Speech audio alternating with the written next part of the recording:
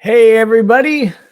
Welcome to a special edition of Pine Island Research. I hope everybody's doing well. Excited for tonight. We've got a whole backstage full of fine folks to join us, and it's going to be a good time. I've spent the last couple weeks guiding some elk hunters out in Montana and the Black Hills of South Dakota, and putting a lot of miles on these old legs here.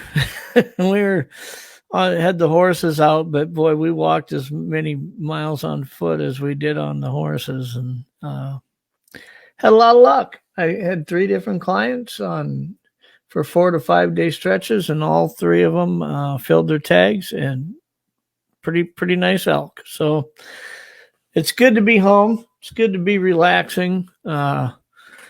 Started to realize there's something humbling about guiding a client that's about 15 years older than you, and you can't keep up with this guy.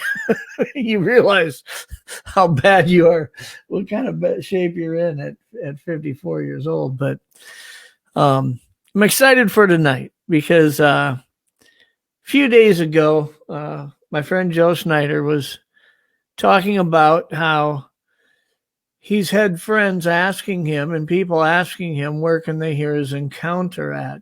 And Joe has shared bits and pieces of his encounter that he had in 2020 in New York on a lot of different pages. But probably the best one was when he joined with Leon and did it on his page on his YouTube channel. And that accidentally got deleted. And so I thought what we would do is I offered, he had some different offers to do this, but I'm humbled that he chose to do it here. But I offered that maybe we could get Leon and Thomas and Jerry and Bill and just guys who have not only been fellow investigators and researchers with Joe throughout these years, but friends too. I mean, close friends. And we're all excited to have Joe join us tonight and share his encounter. For those who don't know, Joe was diagnosed with cancer barely 2 months ago. Went in thinking he had a broken rib, sore rib. By that night, it was really bad. Went to the emergency room. They did an x-ray and a CAT scan, and when they did that scan of his ribs, the top of his liver was just glimpsed in the bottom of that scan, and the little bit of it they could see had this abnormal shadow on it. And so they came back and did another scan of that area and realized that Joe had cancer. Since then, over the last those coming few weeks, we realized it wasn't just in his liver, that it had spread to his bones, his vertebrae. He had broken a vertebrae then and was unable to walk and get up. And his bones are very brittle. And he has been released from the hospital into home hospice. And as his friend, I'd like to think that we've got some significant time left with Joe, but doctors, being the realists that they are, would probably tell us that it's shorter than what you would probably be prepared to hear. So Joe has accepted that. He's been incredibly strong, very inspiring to those who have had an opportunity to talk to him as he's going through this. Very appreciative of everybody's support. But we're going to have him come on tonight and share his encounter. And I just think it's going to be awesome that will be documented for people to hear for a long time. Throughout the evening, I'm going to ask Jen and whoever else. I'll give a couple more wrenches out if I have to, but if you guys can share the link to Joe's and Molly's GoFundMe, I would encourage anybody who wants to donate and help cover We're trying to raise some money to make sure that Joe's final expenses and things aren't an ongoing burden for Molly to have to deal with, whether that's, tomorrow, a month from now, or a year from now. We just don't know. But we don't want that to be a financial burden for them. And a lot of his friends and people who love Joe have came together and have raised $10,000 through that GoFundMe. And I believe the goal was raised a little bit more just because of the costs that are associated with Joe's treatment. The main goal is to try to keep Joe pain-free while he is going through home hospice. We understand Joe's not going to get better, but we definitely don't want him to be in pain. So that's what they're working with, and it's not easy. Every time I hear from Joe, I hear about how he's dealing with discomfort and stuff. So it's going to be an ongoing battle for him. But let's go ahead and pull up. I'm going to pull up some friends here. Let's get Leon up here. Hey, Leon, how are you? I'm pretty good. Jerry up here. Hey, Jerry. Hey, Jeff. Honored to be here. I appreciate you joining. Like the halo. Got Thomas Steenburg. Hey, Thomas. Hey, Jeff. Thank you so much for taking the time to be a part of this tonight, Thomas. No problem. And we've got Bill. How's Bill doing? Oh, I'm doing pretty good today. Like Jerry, I'm honored to be here as part of the show tonight. Yeah, we appreciate you coming and joining us. And we will bring in the man of the night. Let's get this switched around here now. I got to get... There we go. That's good. Let's do that. Put him right in the middle here. Hey, all right, guys. so Joe, we start dealing with these late starts. We didn't want to start it too early because then, our West Coast crew is trying to get on at 3:34 in the afternoon, So waiting until 9 Eastern, you're out in the Eastern time zone. It is a little bit of a challenge because with the pain meds and the different medication you're taking, we're pushing it. But I get that. And I just want you to know that not only have you been an inspiration to so many of us, we are so appreciative of you coming on here tonight and being able to share your encounter with us. I'm really excited to hear you share it again. I thought it was important. At first I didn't, because I'd already had that podcast with Leon and Thomas when I first told it. And the purpose of that whole thing was to show people that they don't have to be scared of somebody talking or sharing their encounter in an interview kind of way, like Thomas does it. There's nothing to be afraid of. There's nothing to be ashamed of. And, I just wanted them to show people that, hey, man, if you've had an encounter, and it's weighing on your mind and you just need to get it out, then, these are the guys that you should reach out to.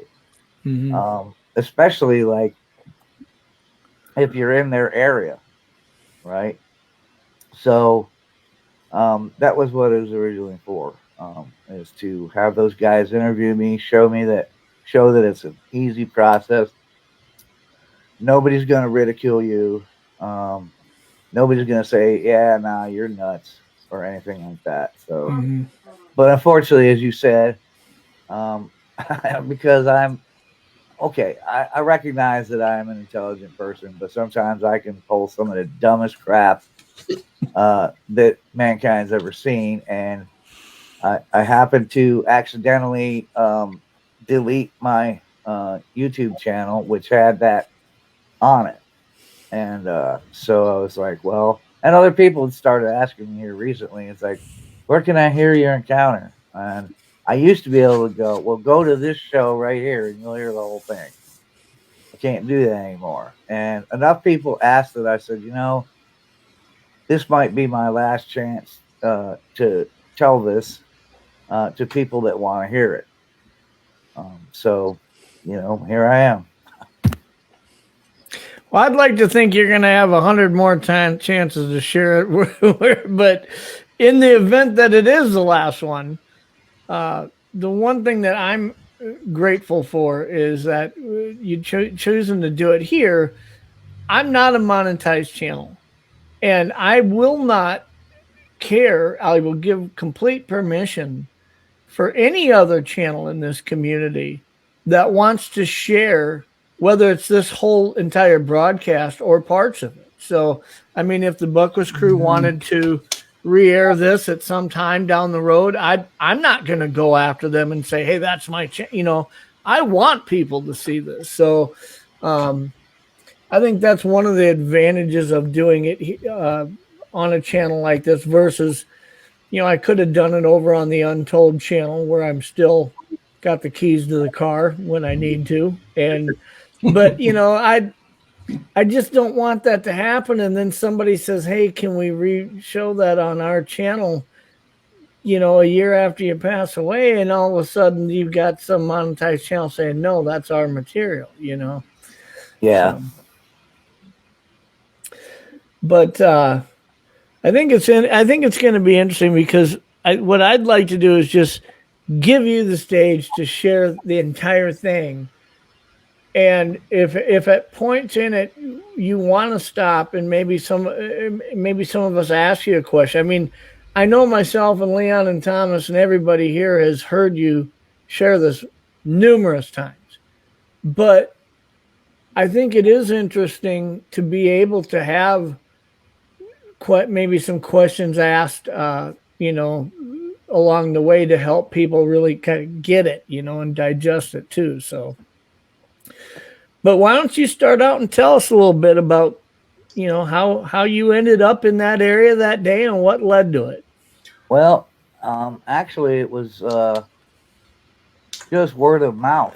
Really, I'd heard that people were seeing and hearing different stuff in that area that was weird. There was an account that I had heard that some college students had been chased out of an area nearby that area.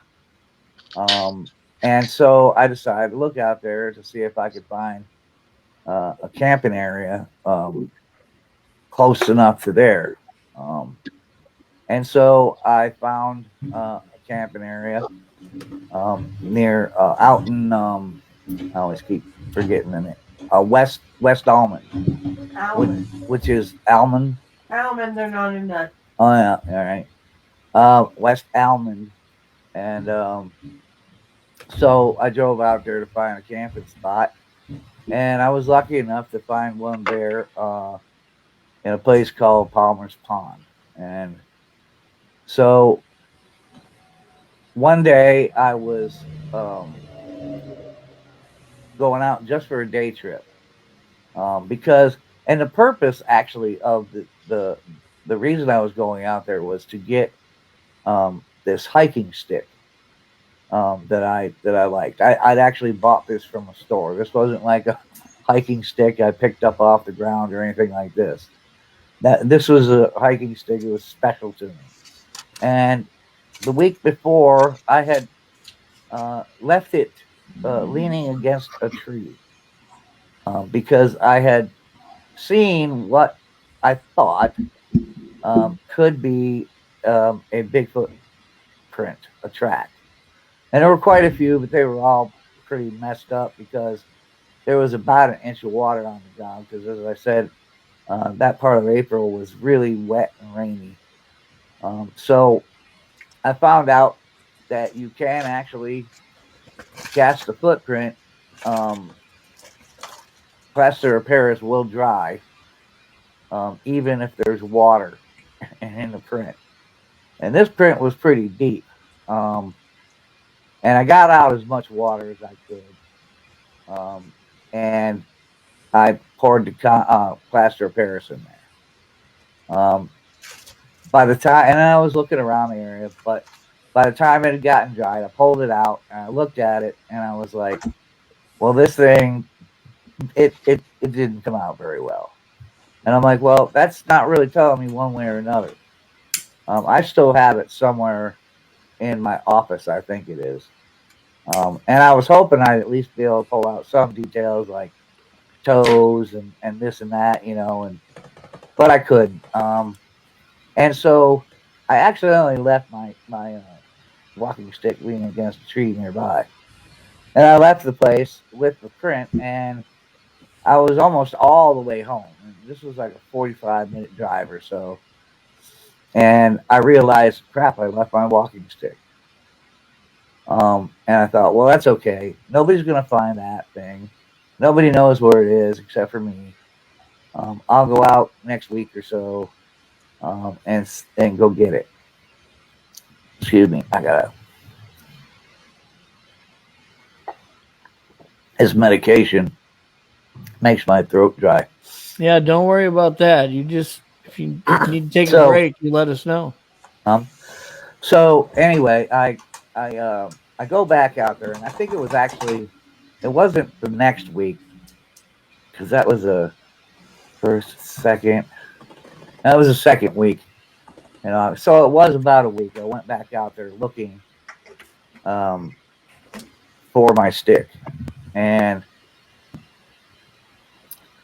as I get into this area, and the way you got to drive in, you drive in all the way down this road, and it dead ends. And my camping spot that I always camped in was right there, and there's a little loop you could loop around. Well, I drove my Jeep in there, and I looped around the loop, and I parked so I was facing outward. This is a trick that almost every researcher or anybody that's a Bigfoot enthusiast usually does, and it's so that and just in case you can make a quick getaway. So I parked my Jeep, and I got out of the Jeep, and I started heading over in the woods where there's this little overgrown trail, and I'm walking down this trail, and it wasn't very far, but I'm moving slowly. I mean, you know, old fat man walking through the woods. I know I'm making plenty of noise. And as I'm walking down that trail, I'm looking for this tree, right? There was a tree that I had noticed that forked at about 7 or maybe 8 feet up. And it was a hardwood tree. And in that fork, there was a whole bunch of pine boughs. Now, there's a lot of things in nature that could do that, but I thought it was weird because I didn't see really any other pine trees close enough to where it would be feasible if they got blown in there, but I don't know. So, but I know that when I see that tree, I need to turn slightly to my right to go in the direction where my hiking stick was.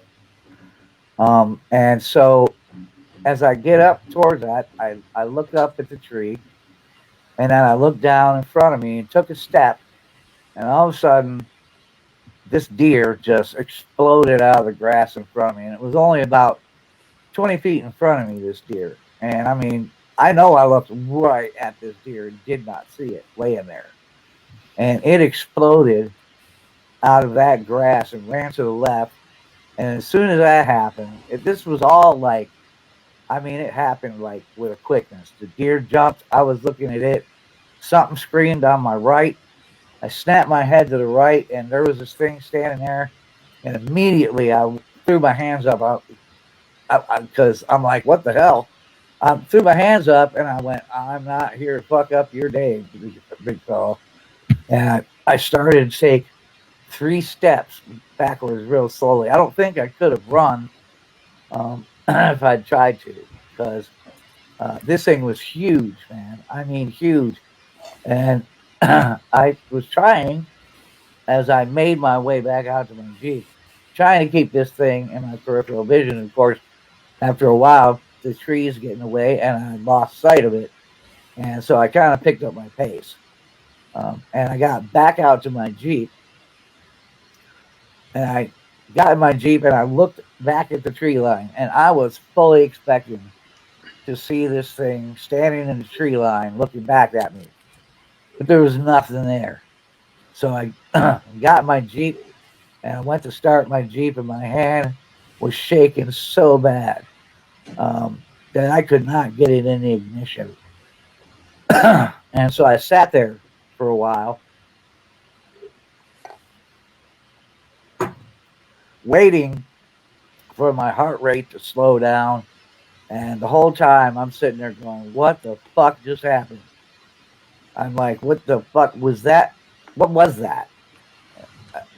Was that a fucking Bigfoot? You know? And I'm like, nobody's gonna believe this. And I just sat there waiting for myself to calm down. And when I finally did, I started my Jeep and I got the hell out of there. Not worrying about that hiking stick at all. And it was about 3 weeks later that I did attempt to go out there to get that hiking stick again. And I was still 3 weeks later. I mean, I was still on edge when I went out there looking for that stick. And I mean, truthfully, I was expecting this thing to pop out from behind the tree and grab me. But it didn't. I actually found my stick. It was right where I thought it was. I grabbed my stick and I was like, okay, let's get the hell out of here. And I beat feet back to my Jeep and I went home. And that was the most terrifying thing I've ever gone through in my life, I think. I mean, barring, of course, that they diagnosed me with this cancer, but I mean, it was close second. What's that? Close second. Yeah. Close second place. Second. I mean, it was terrifying, man. I mean, this thing was huge. Yeah. Covered in black hair, you know. I've got a question for you, Joe. When you are describing how when it was in front of you and you're going through your brain of what is this, did you find yourself going through your brain checking off what you knew it wasn't? You know what I mean? Well, yeah, subconsciously, sure. I'm like, there's not a bear, it's not, a deer. But that really didn't take place until after I was in my Jeep. When I was actually standing there and threw my hands up in the air and went, whoa, big fella, I'm not here to fuck up your day. The only thing I was thinking at that point is, I wonder if he's going to let me leave. You were 100% positive at that point that you weren't looking at a human being. Is that correct? Oh, absolutely. I mean, you knew that the proportion wise and stuff. There's no way this could be a guy in a ghillie suit or anything like that. Absolutely not. Yeah. There's no way, man. There's no way. I mean, but yet here I'm like, what was that thing? Because it did not fit. I've been doing this since I was 14 years old, really. I've been interested in this and investigating this. And, of course, along the way, you get a lot of reports and you see all the stuff, especially now online. But I realized that I was expecting to see something totally different than what I was seeing. I was like, what the? And, I mean, to this day, I really don't know what it is. I know it's a hominin. It leaves big tracks. It's hair all over its body. And people do call them Bigfoot. So, I mean, I'm like, what else was it? I mean, I'm curious, Thomas. When you've gone through and investigated so many different encounters, that when you hear an encounter like this, right away there's probably certain elements of it that trigger a comparable to some measure to other ones that you've heard, and then there's always certain elements that maybe are unique to it that maybe aren't as. Are there elements to Joe's encounter that you think are kind of stuff that you tend to hear in these accounts. No. Joe's encounter is a very rare one where he's basically within stone's throw distance of the damn thing. Yeah. But if I can indulge your patience in the panel, and it's up to Joe, I have my standard questionnaire in front of me here, Joe. Sure. And if you like, and everyone has the patience for about 10 minutes, we can go through it. Yep. I think that'd be awesome. Yeah, that's the way. And you have already answered question 5, which is describe the incident for me. Did you put him in a bigger window like you did earlier there, Jeff? It's just Yeah, you want me to put Thomas on one, you're saying? No, Tom Or Joe. Or Joe? Yeah. Okay. But if the panel agrees, we can do this. And if you feel too taxed or anything like that, for God's sake, speak up, all right? No, I think I'm okay. In fact, I thought that was a good thing. So, Okay. I could see how the original time was conducted. So, Right to that. This is basically the same questions I asked you a couple of years ago when we were on Leon's program, if you recall. Now, just for our audience, this is the 6th of October, 2023. Joe, just state your full name for everybody out there. Joseph George Snyder. I notice you wear corrective lenses, Joe. Were you wearing them at the time of the incident? No, I'm just started wearing them recently because the medication that they now have me on makes my eyesight blurry, so I have to wear reading glasses when I read. So you didn't need glasses at the time? No, and I wasn't wearing glasses, yeah. Okay, so what age were you at the time of the incident? Oh, let's see, 3 years ago, so that would have put me at 56, right? Yeah, because I'm 59 now, minus 3, so I was 56, yeah. Okay. Where in your state did this incident occur? In Allegheny County, in a little place called Palmer's Pond State Forest in West Almond. Do you remember the New York. date? Not the exact date. I know it was like the third week. I think it was maybe a Wednesday or a Saturday. Mm-hmm. But that the date didn't stick in my mind. In fact, I don't even think I knew what day it was when I first started walking out there. And this happened in 2020? 2020, August, yeah. Yep. Was it at night or day? It was daytime. What time of day was it? When that happened, I'd say it was getting close to midday, yeah. Okay. Can you describe the general area for us? Was it forested? Was it clearing? What was it? Oh, yeah, it was heavily forested, yeah. Mhm. Yeah. Why were you in this area and what were you doing? Oh, well, that day I was just out there to find my walking stick or hiking stick that I have a kind of a emotional attachment to. Okay. What distance from the subject do you think you were when you saw it? About 40 feet. What color was it? His hair was black. Yeah, it was black. The day was overcast, and it wasn't raining at the time. I mean, I always thought that, well, it could have been dark brown, but actually it's black. It was black. I couldn't think about it, and it was actually black hair, covered in black hair, hanging in his face and down to his shoulders. Okay. What was your first impression? Exactly that. Holy shit! What am I looking at? It was. And my next question. Yeah. My next question is, how do you react when you first saw it? That's exactly how I threw my hands up like this, and I was like, "Whoa, big fella! I'm not here to fuck up your day." And I just started taking 3 steps backwards, real slow, and trying to turn to my right towards where I had to, towards my vehicle. And of course, after a while, I couldn't see him. I couldn't keep him in my peripheral. I didn't hear anything crashing through the forest or anything following me. So by the time I got out to my Jeep, I was actually in a kind of what I would call a fat man jog. Just sitting in my Jeep.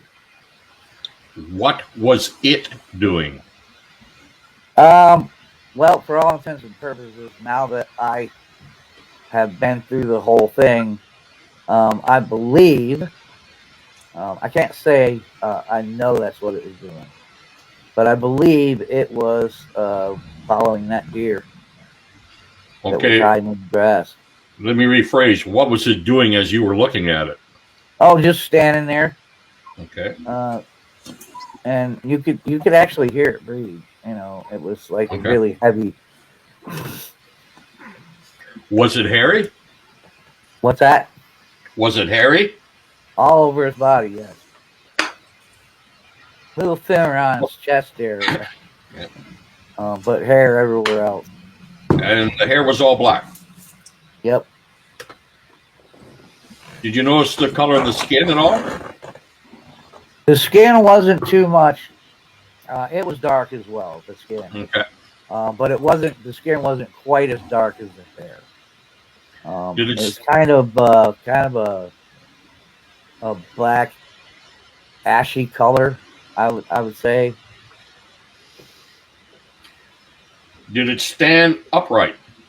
Yeah, it was on 2 feet. Did you ever see it move? No. Did you ever see it go down on all fours? No. How tall do you estimate the subject to have been? Well, I later did some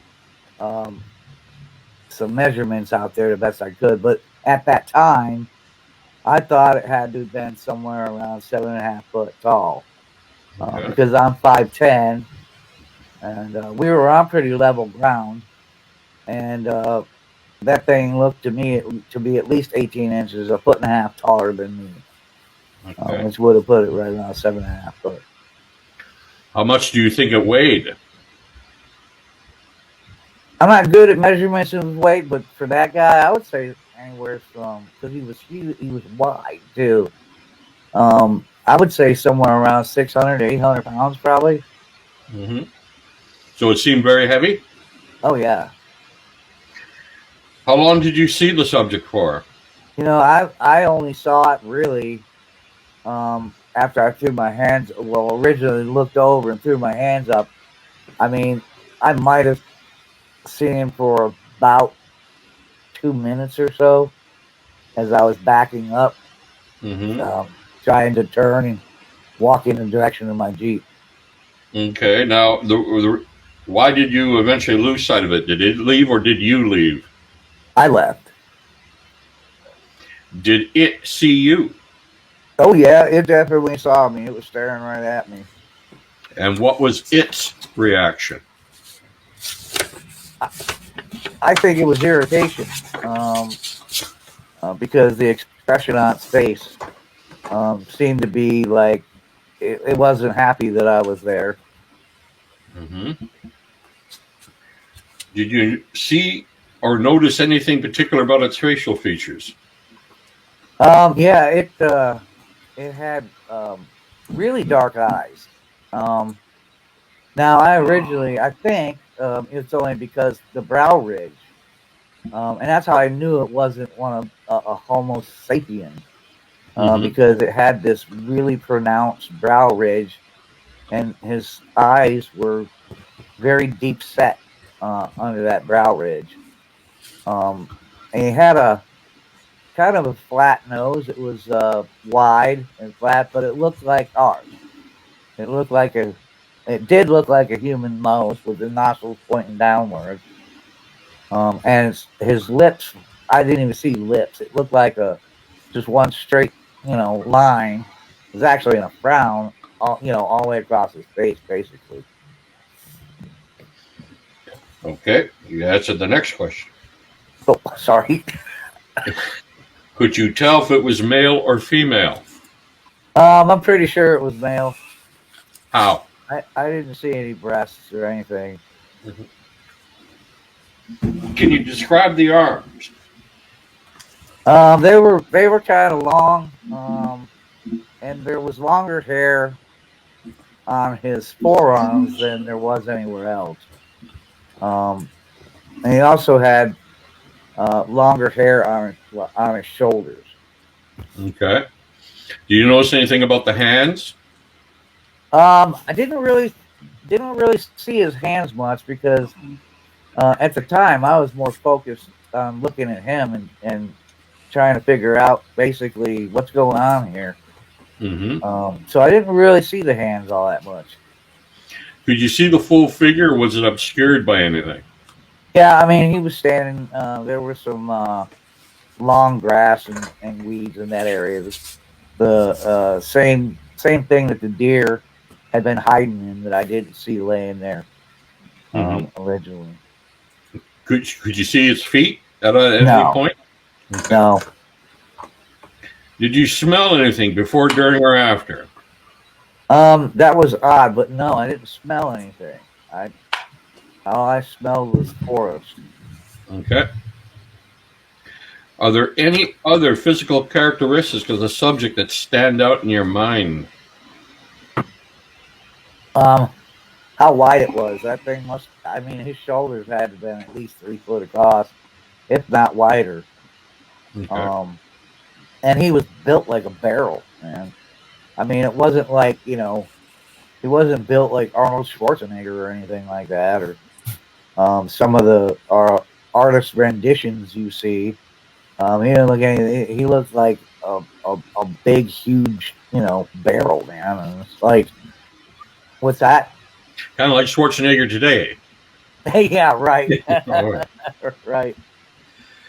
Now, you went back to the spot later on again to try to retrieve that hiking stick, correct? Yes. Did you check for any footprints at that time, or did you check for any at the time of the incident? I didn't check for any at the time of the incident, and when I went back out finally to try to get the walking stick again, I mean, I was more concerned about getting that walking stick and getting out of there because, I mean, the whole incident 3 weeks before was like, that was pretty traumatic, and I was still feeling kind of scared about it, and so, I mean, knowing me, subconsciously, I was probably looking for footprints when I went back out there to finally retrieve that hiking stick, but I wasn't purposely, no. Did you report what you saw? No, because I'm like, nobody's going to believe it anyway. Describe your general outdoor experience for everybody, Joe. You do a lot of camping. A lot of camping. Well, I used to, yeah. I did a lot of camping. I love camping. The longer I can stay out there, the better for me. So were you involved in Sasquatch investigation before this incident? Yeah. Were you carrying a camera with you? I actually was. I had my phone in my back pocket. I didn't have any other kind of camera, but there is a camera on that phone. Did it ever occur to you to take a photograph of the subject? No, it didn't. Really. I didn't. How long did the incident last for again? What's that? How long did the incident last for? The whole incident? I would say. When you first saw it, you lost sight of it, yeah. Oh, when I lost sight of it. Maybe 3 minutes. 4 minutes, maybe. It felt a lot longer, but it was, I realized in the chain of things, it actually progressed pretty fast. Was basically the reason you didn't take any photographs that it didn't occur to you out of fear, or it was an afterthought? Oh, absolutely out of fear.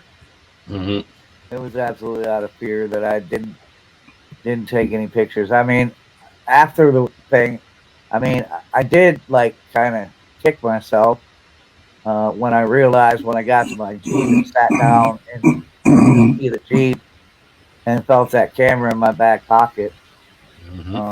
I was kind of like crap. You know, at the time of the incident, did you even remember if you had the camera or not? At the time of the incident, no, actually. Yeah. I didn't. I'd forgotten it was there, and I had grabbed it from the. I had grabbed it from the holder, and stuck it in my back pocket before I walked across the road, and got on that trail. But when the incident happened, that camera phone, that camera phone was not the thing on my mind.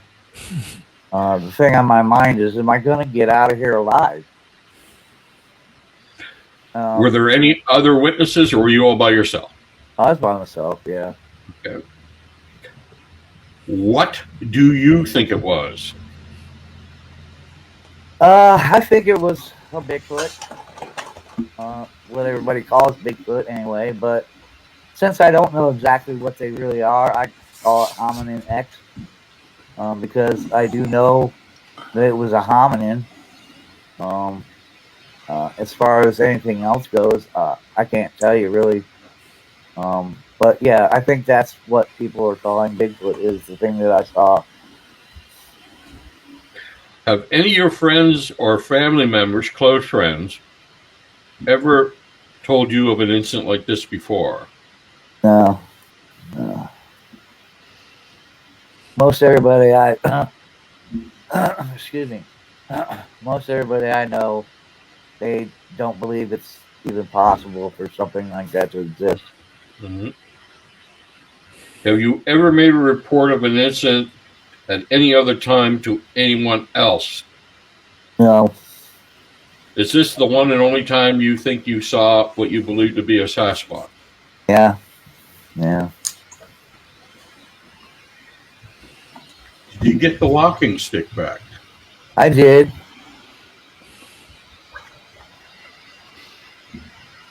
That concludes my question. I got a couple of questions I'd like to ask you, Joe, coming off one of the questions that Thomas asked you. Now, just for clarity's sake, at the time, you said that you were an active investigator at the time of your incident? Yeah, I would have considered myself an active investigator, yeah. Did you know any other investigators in that area where this incident happened? Yes, I've been out in that area with Mike from Tactical Bigfoot Research. I took him out there to show him the area where it happened, and then we checked out some areas nearby. We checked out the area where the people said they'd been chased out by something running through the woods. Was pretty much what that report was. Something huge running through the woods, and it chased them out. They got scared and they ran away. And Mike and I have been out to that, and that's not too far away as a crow flies from where I had my encounter. Well, we know that something like that, the news of that spreads like wildfire. Like if I was up country and saw a grizzly, I would think, what the heck is a grizzly doing here? And right. Where's it coming from? And where's it going to? And why the heck didn't anybody tell me there's a grizzly in the area? Because stuff like that, it hits the grapevine, you know. And so when you had this encounter, there was no reports out of that area whatsoever. Nothing that would make you think, I might find something here. Well, yeah, no, there was nothing that, I mean, the area where the reason I decided to go to that particular area was that I'd seen it, I think, probably on the BFRO site, and it had said where, but the place that the report was private property. So I started choosing areas that were at least close to there. So there was a BFRO Class A encounter on private property not too far from where your sighting was. Okay, so you had a chance to think about it after it happened, the next day or two or whatever. Did you try to figure out what the attraction was for this creature to come into that area? What features does that area have that would be, Well, something that would attract a Sasquatch? Well, In your opinion. there's a big, huge pond there, which has fish in it. There's also plenty of cattails, which I think that they would readily make a food source by eating the roots, because even we can eat the bulbs on the end of a cattail. And, the deer. There's plenty of deer in that area. Yeah, I sort of skipped over the obvious. The deer was right in the story. But yeah. Okay, that's all I have for now. I have just a follow-up for clarification with Jerry's. The BFR report, is it the same as the 4 students that got chased out? Is that what the report was, or is that different? No, that was different.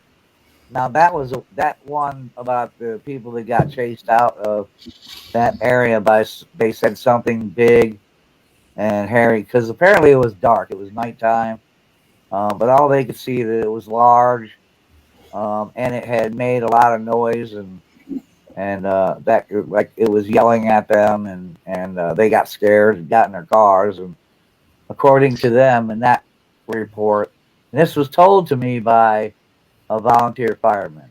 Not that I'm trying to say that gives it any more credence. That's not what I was thinking then, but it was told to me by a volunteer firefighter. And that's what he told me, was like, well, yeah, they were there. Maybe you want to check out that area, he said. So how many, like, what's the time span from your encounter to that story, or when that had taken place, that came into that guy? It's a couple of years, a couple of weeks, a couple of months? You mean the one about the ones that got chased out? Yeah. And mine? He didn't actually say when it was. He just said that they used to people party out there all the time. And they always have a bonfire right there at the end, because the road, again, like the road I go into my campsite, this one again also has like just a loop around. It's a dead end, and it's a loop around. And within that loop around, there's an area where you can see that people burn big bonfires sometimes. Yeah. So there's no date. You don't have a time or a date. I don't have a time for. Okay. No, I don't. So part 2 of that question, Joe, sorry, is the report that's BFRO. What's the date on that one? What year? What month? Oh God, I don't even remember the date, but it was a while. That one was a while ago. Okay, all right. No, that's good. Okay, the other thing I want to ask you too is, you were saying that the original report with the kids was on private land. Is that right? In the BFRO. Okay. Report was private land. And so you weren't actually in the private land. You were on kind of the boundary of it, right? I was probably, I'm like at the edge of it, right? Okay. Kind of thing. I looked at a map to see what areas that maybe could there be Sasquatch there. And I picked the closest areas to it that I was able to have access to. Sure. Okay, well, that's it for me for right now. I got some more I want to say, but Bill, did you want to say that, some, or Jeff? Or? Yeah, I got a couple of questions. Joe, you said that you were scared of being snatched up. Did the figure make any sounds, growl, or make a movement towards you, or anything that would indicate aggression, or what was making you just feel like you were in danger? Well, it did make noise. I mean, it screamed. It sounded like it screamed twice. And I thought that it threw something, because it sounded like something hit the tree nearby next to me. But I never found anything that it threw. So I don't know if that noise was it actually throwing something, or it was making a noise with its mouth. I never saw it do this because it wasn't until after these noises, it's when I snapped my head to the right to see what it was.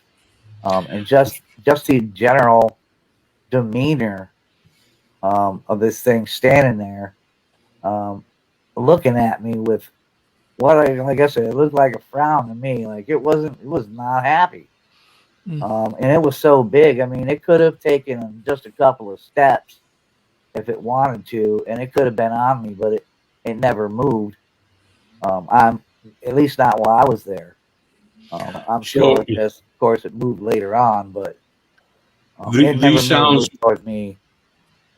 Yeah, these sounds were just after the encounter, not while you were looking at it. It was not while I was looking at it. It was after I scared that deer up out of its hiding spot, and then right as that happened, you heard this. I heard these screams and that noise, and I snapped my head to the right.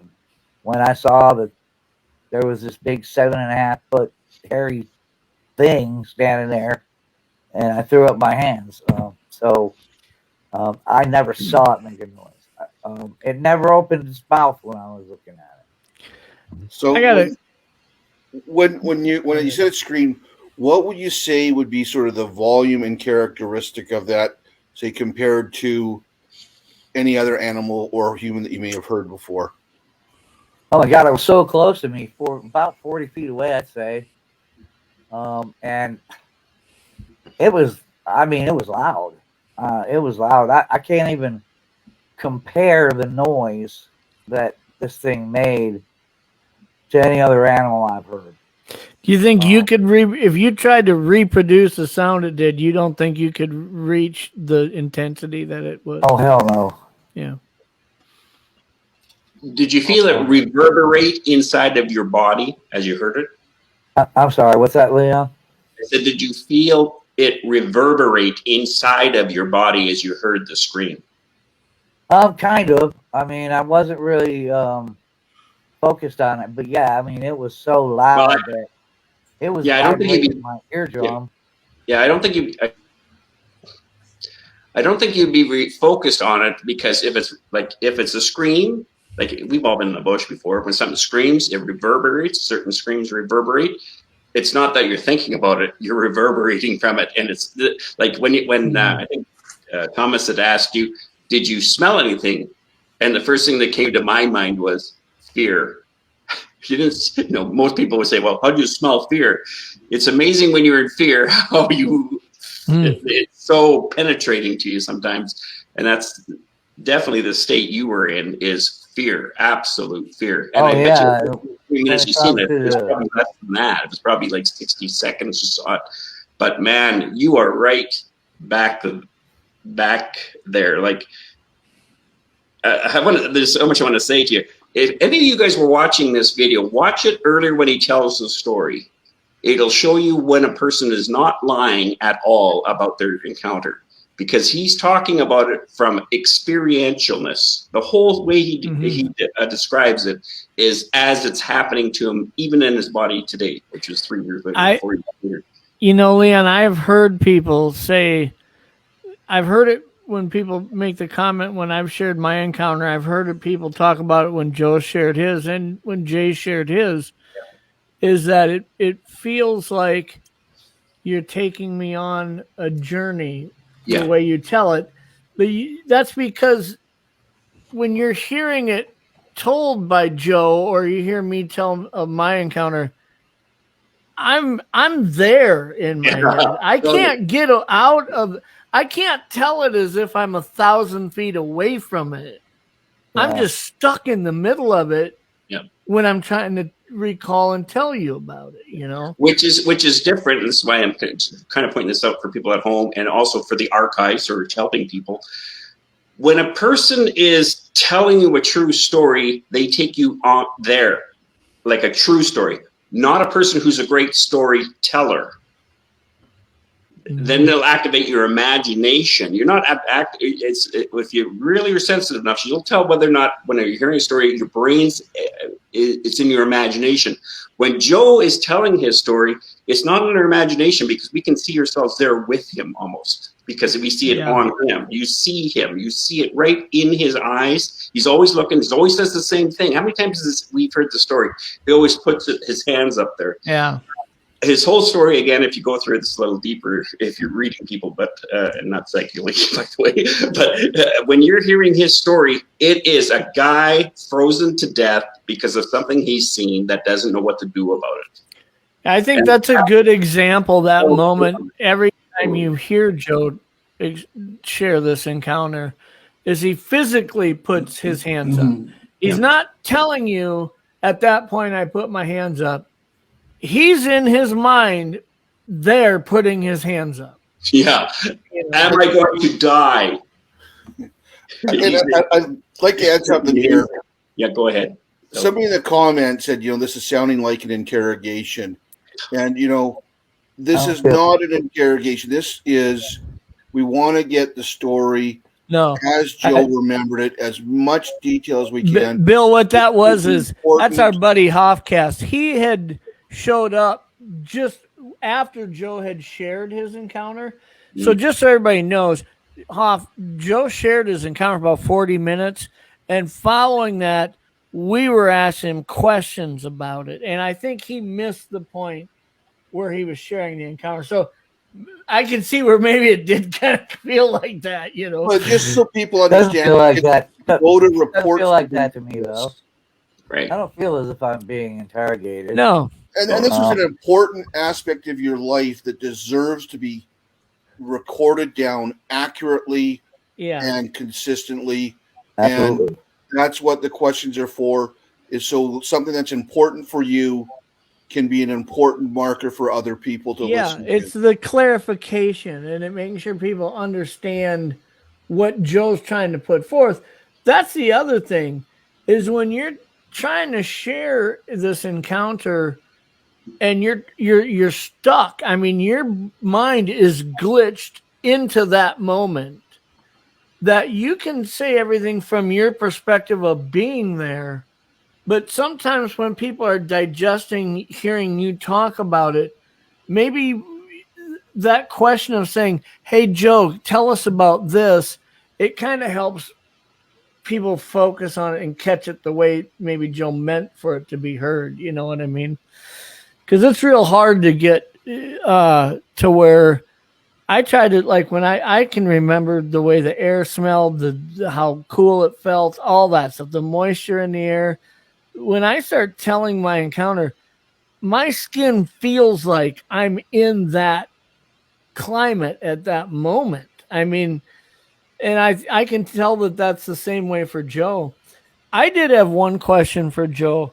Yeah. That moment before you saw it, in retrospect, when you look back, do you think that you were giving off any type of noise as you're walking along? I know you're alone, and when you're alone, we tend to be fairly quiet. I mean, unless we're talking out loud to ourselves, we're not broadcasting vocals.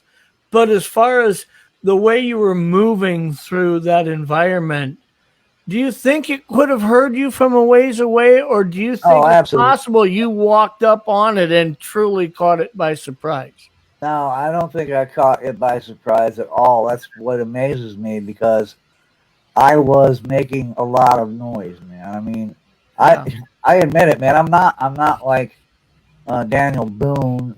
I can't move through the forest quietly. So I know I was making plenty of noise, crunching through there, crashing through. And, that's what surprised me. I was like, I don't understand. In retrospect, as you say, I was like, why didn't he just step back a few feet into the trees, and I would have never known it was there. Yeah. There's something that I find really interesting about your encounter that I've heard in a few others, and I'm interested to get the rest of the panel's take on this, and let me kind of set this up, because this is something that I've really been trying to study and pay attention to in different species. And that's when I'll use for an example a mountain lion. When a mountain lion at night is pursuing deer, I have watched in my area, right, actually not far behind my house. I was coming back from bow hunting in the dark and had a mountain lion just lose its mind vocalizing at me. And it really surprised me that this thing was not running away when it saw me, because about 99 out of 100 times a mountain lion will move away from a human. They just don't want to engage usually. But there's something about a mountain lion that when it gets vested in tracking something and you trigger that pursuit mode, and let's say it's spent an hour or more following 2 or 3 doe deer, and now all of a sudden they're standing down at the lake behind my house drinking water, and it's watching them from a distance, and here I come walking up. That animal normally might just run away from me, but it's looking at those deer saying, these are mine. Get the F out of here. I've been pursuing these for an hour. I'm vested in this. And it takes a different stance towards me walking up than it would if those deer didn't exist. It might look at me and say, I'm out of here, right? And we see that in different apex animals that will pursue that it's very hard to break that pursuit of them. It's almost like they develop this ownership of I'm closing in on this animal that I have been following and pursuing, and here comes this human. I'm not just running away here. And I kind of look at your deal here. Had this, we're getting a little hypothetical here, but had this creature been pursuing that deer for some time, and now that deer's hiding from it, laying down, bedded down, hiding, thinking that it's not going to find it, and it's zoning in on it, and here comes you. It's not looking at you like it's surprised or trying to move away from you deeper in the woods and not have contact with you. It's looking at you like it's really pissed off that you got in the middle of what I'm doing here. Yeah. And like I say, I've seen that with mountain lions. I've seen that with other animals where they get vested in the pursuit of something that they aren't easily broken away from that. And I've heard some other encounters where, when people talk about, you just got to assume the number one goal of a Sasquatch would likely be elusive, stay hidden, don't have contact if you don't have to, right? So why did it not, when it heard you coming, back away? It could be because it was really vested in trying to get this deer, and now you're coming along screwing that up. Well, that was something that Thomas and I had talked about originally too, and Leon. And I mean, at first I'm saying that I wasn't sure. I just find it really strange that there was a deer hiding in that long grass, and there having to be a Bigfoot there too. Mm-hmm. And after I had Mike Ann out there from Tactical Bigfoot Research, he was taking a look at the spot, stood in pretty much that I'm sure was the spot that Rasta, as I named it, because it's there, was standing in. He started looking at the topography, stuff that I'd never even thought of looking at. He started looking at the topography, and that was like, I wish he was here to explain it. Because he was like, what you got here, it looks like this is an area where they're pushing it to some other point. It's a choke point, is what he was saying. He noticed different things about the topography that didn't look natural, and so that kind of furthered my belief that deer had to have been being followed by that thing. Mm-hmm. Mm-hmm. And yeah, I was probably mad because because I walked in being loud and I just messed up something that you're right. He could have been following a thing all day, Jeff. He could have been pushing it to a couple of others, at some point. Yeah. Which I hate I getting can't say where that you for because he was the only one there. I didn't see any others, but I don't want to seem as if I'm like speculating when you draw that idea or that hypothesis, but if there's one thing we're probably all going to agree on is that in order for this species to survive, it is the best at remaining elusive. And I would say for every encounter that somebody has seen one, there's probably 1,000 times where they've withdrawn into the woods and they saw a human, but that human never saw them, right? Yeah, they remain elusive. So for one to be standing there, even though it likely heard you coming, and not remove itself from that area, makes me think it's vested in something that it's a little defensive of, and it's not willing to just give up on. I think Rasta decided this was a hill worth dying on. Yeah. By that I mean I don't know how old the Rasta creature might be. It could be, he could be infirm. He could be, this was an easy kill for him or whatever. And Joe walked into the middle of it. And so he did not back down. He did not hide. He stood his ground to say, move along, don't get involved. This is between me and my Neil.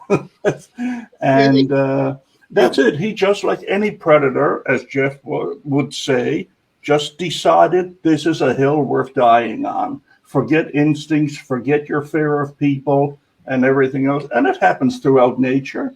It happens with bear attacks, grizzly attacks, and whatever. Yeah. Animals that will usually shy away from you, you have the unfortunate luck of coming across it one day and it doesn't shy away from you, and you're in big trouble. Or there's some animals like, for instance, a mountain lion. I've spent so much time around mountain lions, tracking lions out in the Black Hills. They truly have that feline pursuit mode to where they could watch a human being walk by 100 times, and every time as it gets close, they'll turn and leave or they'll hide. They don't want to confront that. But all of a sudden, one comes jogging by or riding by on a mountain bike or something, and you can trigger this pursuit mode.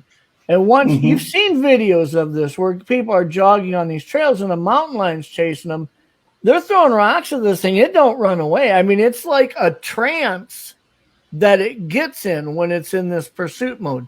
Very hard to break that pursuit mode. And I think, maybe an animal like a Sasquatch pursuing a deer maybe isn't to that extreme of it, but there is something there that they're committed to. There's a conviction that they're not willing to release just because you came walking along. Whereas any other time, they'd be like, I don't need this guy to see me. I'm out of here, Well, I want to ask Joe to help us with this a little bit here. So, Joe, how far was the deer from you from when that happened? How far was the deer? When you first. About 20 feet in front of me.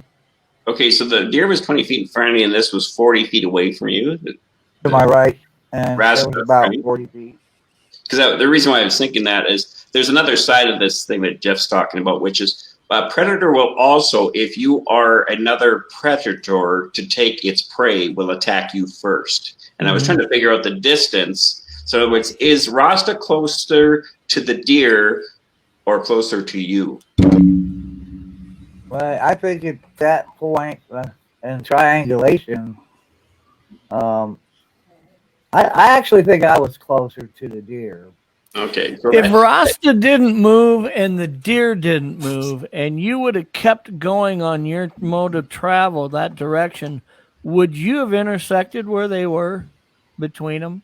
Oh, absolutely. I mean, if I had turned to my right at that time near that tree, because that's why I was looking for that tree to know where to turn to go towards my hiking stick.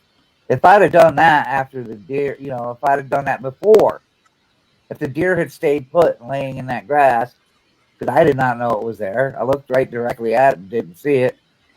But if it had not moved like it did, I would have turned to my right and he would have been right there. I would have seen him standing right there. But I didn't until because the deer startled me.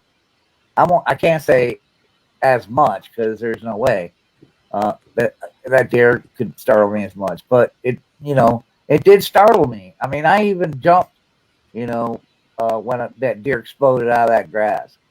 If that deer could sense that there was something else that captured that creature's attention, it's going to be up and moving.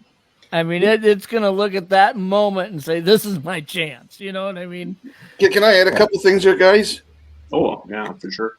Sure. Like one of the things that, you sort of looking at the analogy with a predator, any predator, when they see a potential prey item suddenly run, can trigger the pursuit instinct, even if they originally didn't mean any harm. And the other thing with predators as well, which may explain this, is predators don't usually attack anything that they believe could injure them. You get injured in the wood, you die. But the predators will often give a threat display to other predators to say, stay out of my area. So it is possible that, this being saw you approaching towards the deer and let you know that you were entering his area. Yeah. And I mean, of course, it's all speculation, but Right. if you do believe that there was predatory intent with Sasquatch, that could be a possible explanation for its actions. And then backing away slowly was probably the best thing you could have done in that situation. Yeah, it's kind of like having a bad older brother. He's looking down at you, going, "Get out of here, you punk!" I mean, when you You're half have my two, size. Get out of here. when you have two apex predators that are in range of each other or around each other, it usually is a posturing contest. You're right, Bill. Something usually you don't often see two grizzlies going at it to the death. They understand what they're capable of to each other, and the same thing with other large animals. I think when you start getting a pack of wolves, 10 or 12 wolves that start coming after a grizzly bear, that's the most dangerous thing a grizzly bear is going to encounter, is because it can't fight off 10 or 12 individuals, working together. You see this all the time in nature, to where a lot of times they make themselves big. If it's a moose, they're thrashing their horn, their antlers around in the brush. They're trying to make themselves appear, you don't want anything to do with me, get out of here. They really don't want to fight and get down to it. And so it's possible that this thing didn't run away because it felt like if he gets close enough to me, I'm going to show myself to him and he's going to leave. Maybe he's experienced that before, where he's had a human being around and been able to, whether it's vocalization or, breaking branch or whatever, human's reaction is, holy shit, I'm getting out of here, right? So I mean, just a mere sight of him was enough to scare me. And I think, I think at least probably subconsciously, as I was looking at this thing, and I don't think I could have run, even if I had. But I'm glad I didn't run, because I'm like, if you run, it's a possibility that this thing might chase you. sure. And I didn't want it to chase me. So I was pretty relieved that, I guess, his interest, of course, was still on that deer more than anything else. Because Joe, I'm sorry, go ahead. because I can't see where that thing looked at me and could have been afraid of me. I'm not exactly sure why he didn't move towards me. I'm just happy that he didn't, and I was able to get out of there. Because I'm not one of those people that I think Bigfoot is my forest buddy, and I'm gonna sit down and eat a piece of jerky with him and have a beer or whatever. They're a wild animal, and they have to live out in the wild, and they have that lifestyle, and you know, they're not like friendly, you know. So I mean, Joe, I want to ask you a question about, we talked about, you know, offline kind of thing, but remember, because, you know, I mean, you're modest and you like pretending that you're not too smart, which I think you do as, you know, because you're a nice guy, which is a good thing to do, good trait to have, character trait. But I always talk to you about, you know, before we say, what is it you're looking at? And then we start talking about, like, what is it you're seeing? And you can never come up with an answer because you don't have anything close other than this narration. Well, this is what Sasquatches might look like. You've always been fair about your look on that whole thing. But I also ask you that question, you know, because you know a lot about hominids and the hominoids and what those actually are and the differences between them. And I would say, where do you think it would fit in the tree in there? And you'd always come up with, I don't know, it might be blah, blah, blah, blah, blah. I just want you to share a bit about your ideas on that, just for the record. So maybe it'll give somebody else a better idea, a different idea, a new idea. You know, you understand what I'm asking? Yeah, I think I do.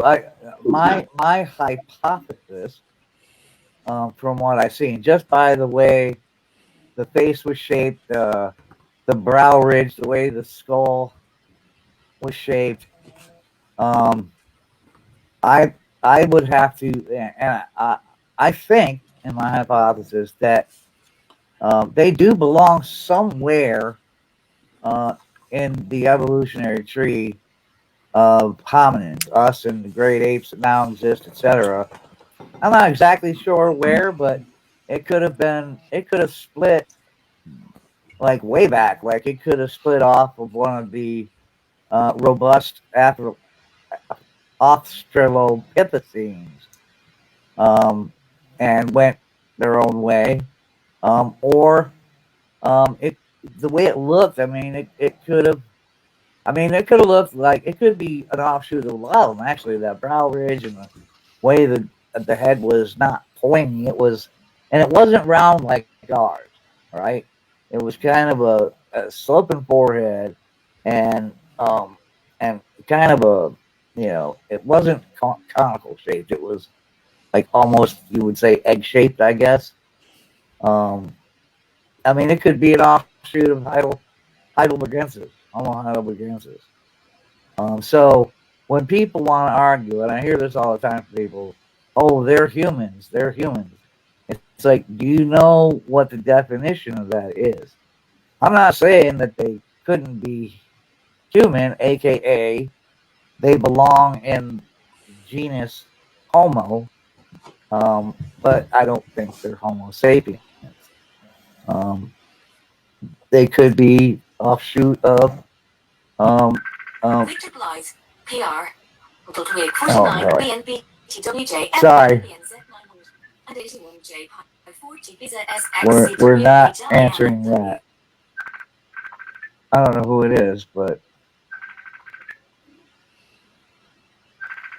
I get a kick out of Joe when people say it looked human, but it's not an ape. They don't realize, well humans are apes, you know. I mean, which is really ironic because technically humans are apes. Yeah, yeah, we are apes, and I'm not exactly sure where it belongs in that evolutionary tree, but my hypothesis is, from what I saw, that it is somewhere in that tree. I would need much more evidence to figure that out. I would have to have a skull or a living specimen would be great. Yeah, that'd be ideal, wouldn't it? To be able to tell what it is, you know, where it belongs. But it definitely does. And it could be, you could call it, if it belongs in the Homo genus, then yeah, then thereby saying it's human. But there are other hominins that were humans that weren't Homo sapiens, right? So you've got Homo erectus, that was you know, a human. It wasn't like us, but it belonged in the group of humans. When it comes to Bigfoot, I mean, I gotta be honest about it and go, I don't know, man. I don't know what it is. I'd need a lot more stuff to compare. And of course, I'm not going to get a chance to do that. So I did the next best thing and wanted to come back and tell my story. Now, there's no way at this point that I can prove to anybody that Bigfoot exists. I can't prove that my encounter happened. But I will go to my grave knowing that these things do exist. And so that being an answer for me, there's that. And I want people to, if they can get something out of my encounter, maybe somebody's had one that was similar, and they're very traumatized by it. Maybe they can listen to mine and at least get something there to be like, oh, wow, so I'm not crazy.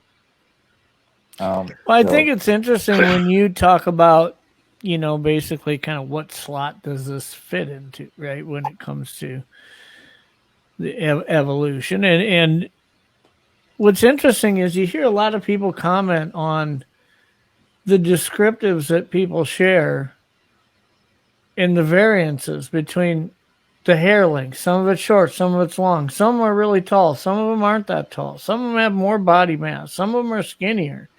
And you hear all these variances and you start wondering, are we talking about the same creature in all these instances?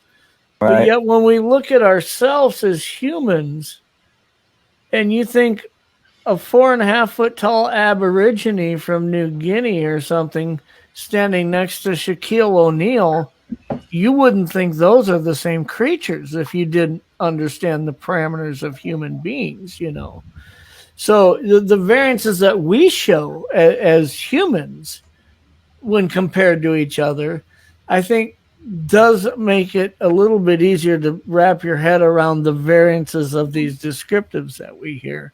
I think they are all the same creature that it's just whether,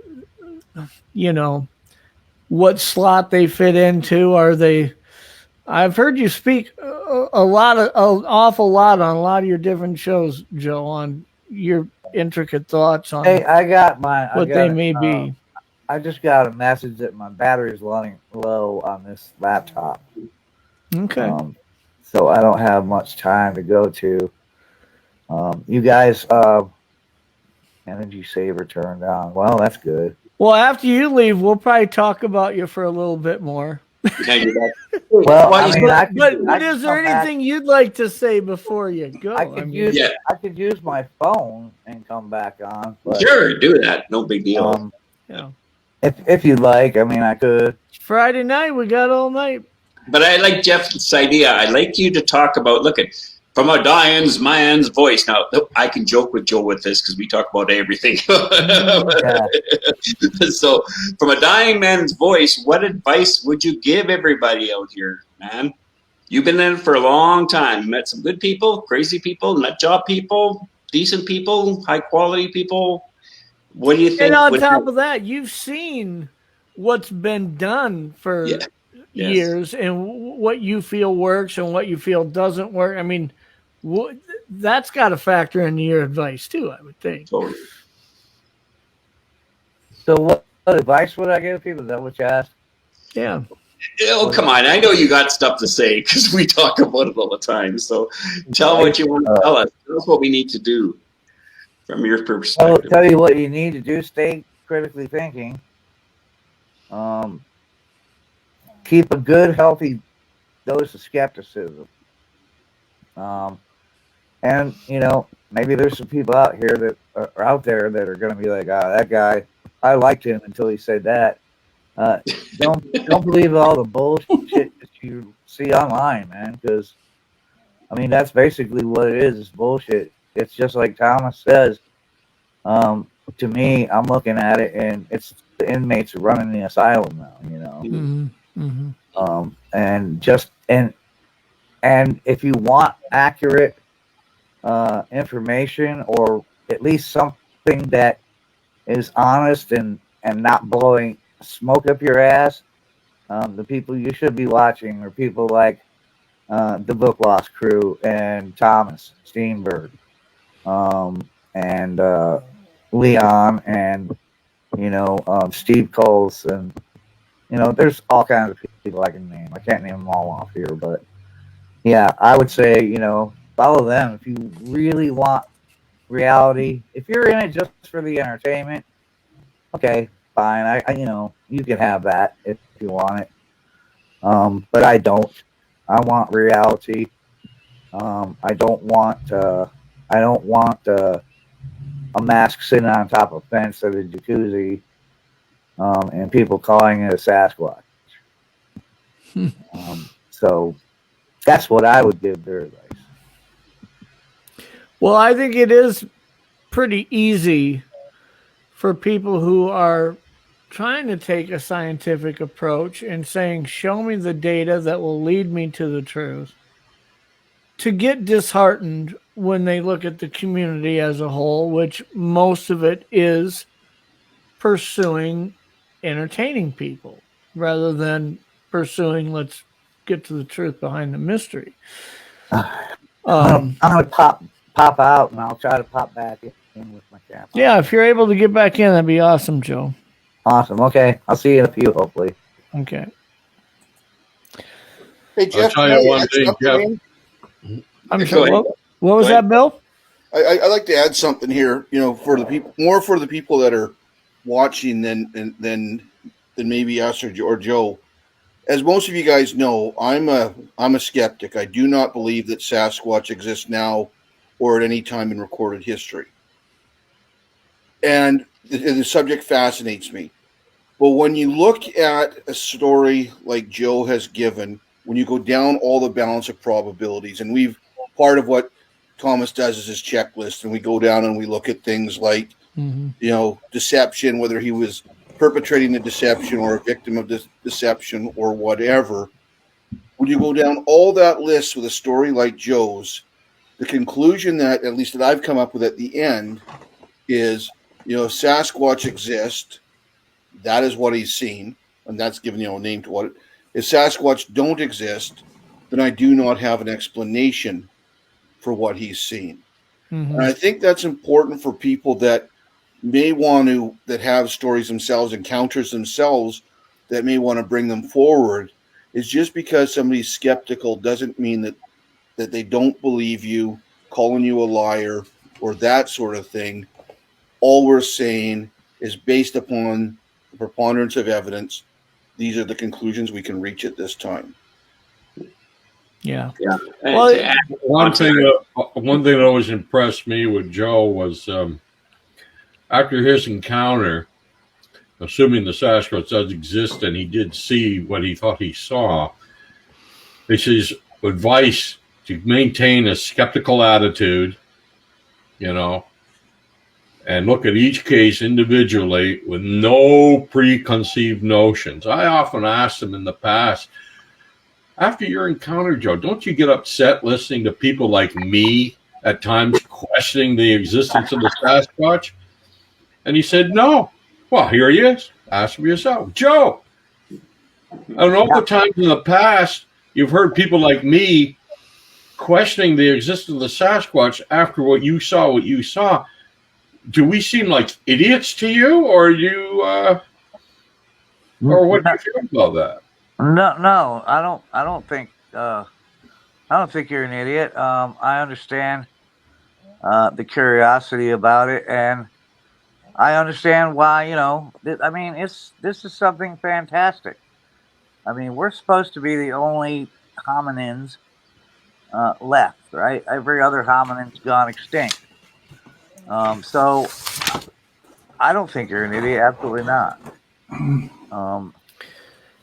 Well, I can tell you that. Maybe Joe could say the same thing here. Had I never had an encounter when I was young, I can tell you I would be sitting exactly in the seat that Bill is in. There is no doubt about it. Because on top of, had I not had that experience that day, As a hunting guide, I have literally spent over 700 nights outside in very remote wilderness areas all over, central Canada and Idaho and Montana and Wyoming. Remote areas that are they're just way out there. And out of those 700 nights, I've never had an experience with one. Ever. And so I think had I not found myself in front of one, if I was to base it on that extensive of a threshold of experience in the outdoors and wilderness areas, I would be the biggest skeptic there would be. So, I find myself now even though I've gone all those nights and never had an experience, at 18 years old, had the experience that I did, I have to remind myself when I hear people telling me about their experience that just because something hasn't happened to me doesn't mean that it couldn't have happened to you. And Bill brings up a very interesting kind of a direction that he looks at this from. He says if they are real, then that's exactly what Joe saw. If they aren't real, I can't explain what happened to Joe. Right. And that is interesting.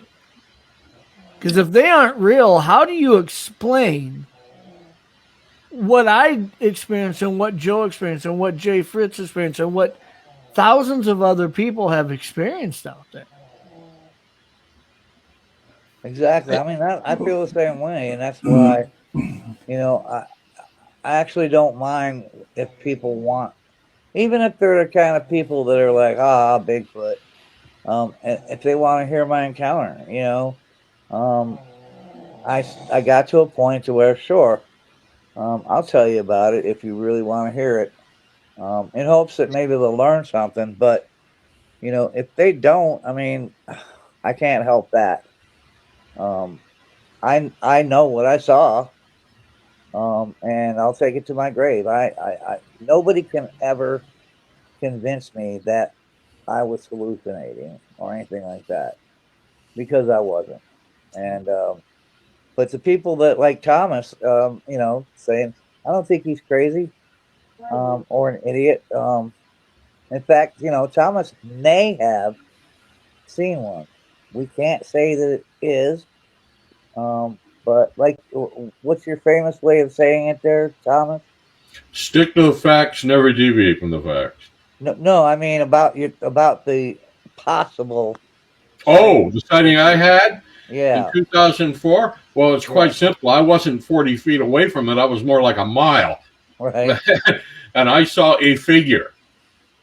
It appeared jet black in color. It appeared to be walking upright. But because of the distance, I couldn't see details. So I can't say with 100% certainty that it wasn't some big, strange-looking man up there. Yeah. But if it was a Sasquatch, I have seen one. Yeah. Well, I'm a skeptic, but I have no choice but to believe Joe and what he says, mainly because of his character and just who he is today and who he has been. And, I believe that you saw what you saw, Joe. What it is that you saw, I have no idea, and I wouldn't want to say anything else about it. But I believe you saw what you saw 100%, and I've never said that about any other case or file I've ever come across in my life. And in 20 odd years, that's quite a few. But no, man, I mean, you were a shining example. And as to what if Bigfoot Sasquatch does not exist, what are they seeing, Leon?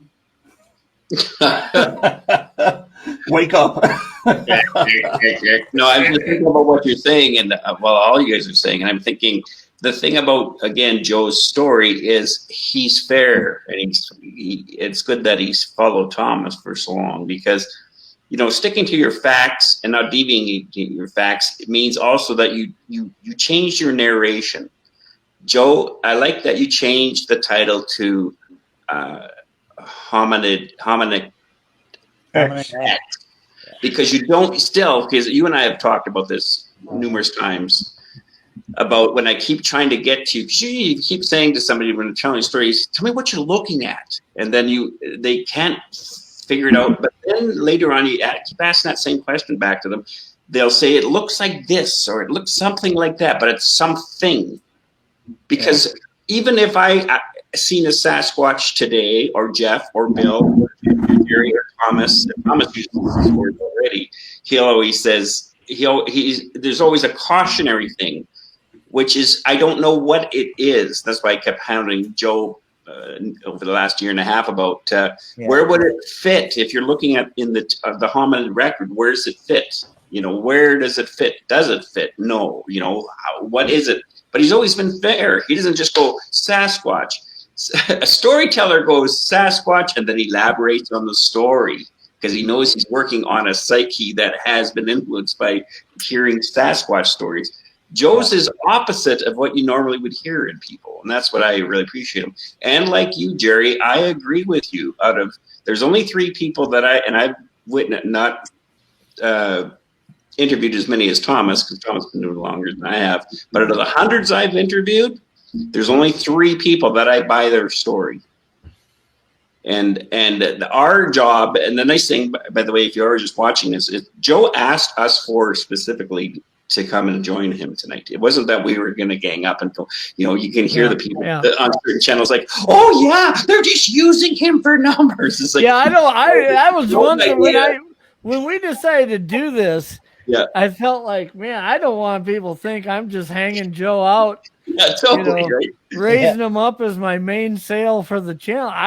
I'm doing it because Joe wanted to do this. Right. And there's a reason why too, is because Joe wants answers for everybody, because he won't be able to hear the answer. I don't know if it's better to see a Sasquatch and then die and never see one again, or never see one and wish you could have seen one, because it's the torture's either side, because even if you did say it, who are you going to tell? Who is he going to believe you? You're still stuck with the same thing you were before, kind of thing. And you're still the same with this. The other thing about what Bill talked about, with what healthy criticism and healthy skepticism the scientific method does, is it's not out to try to prove a person wrong. It's trying to get the data to help the person get more data in what they're trying to tell you. This is how you can tell if a person's bullshitting you. Like with Joe, he's always stuck on the same points. He doesn't elaborate it more. A storyteller would have elaborated more because he just had Leon ask him questions, and then he'll elaborate more on the story because he should have added more detail there. Joe doesn't do that in any of his stuff. I've heard his encounter at least 7 times. That's what comes to my head, is at least 7 times I've heard your encounter. And we've talked offline, like we said, lots about this whole thing. Yeah. I'm not interested in proving one iota that you're right or you're wrong. I believe your story. Why? Because you're a good friend that makes me bawl like a little baby on Jeff's last show we had regarding to the darkened, and telling you my bowel problems. You tell me your bowel problems as people who, I've died a different way than the way you're working your way through and stuff. But all this, what you're doing is a great thing to show other people that, look, if we're not here to not prove you, but we're asking you, for heaven's sake, to even help us up your game, everybody. Admit when you're wrong, learn, and be patient for people learning. That's the hard part in this community. People are just too cynical of, you should change like that. Well, you're growing. Cosmos seems to be working against me. I just got a low battery message on my phone. So if I disappear all of a sudden, that's why. But I'm going to stay on until it kicks me off. So there you go. Nice. Well, there's one thing that you guys have mentioned, and it's something that I have talked to Doug about quite a bit, Doug Hychek about, and he's also heard, over 1,000 encounters from people. And he one time I told him, I said, when it comes to Jay Fritz's encounter, Joe's encounter, I said, I really believe that it's not so much the details that are happening in the encounter, it's the way they're telling it. It's the way that they're like Leon says, they're there as they're recalling it. Yeah. And I Doug said to me, believe him.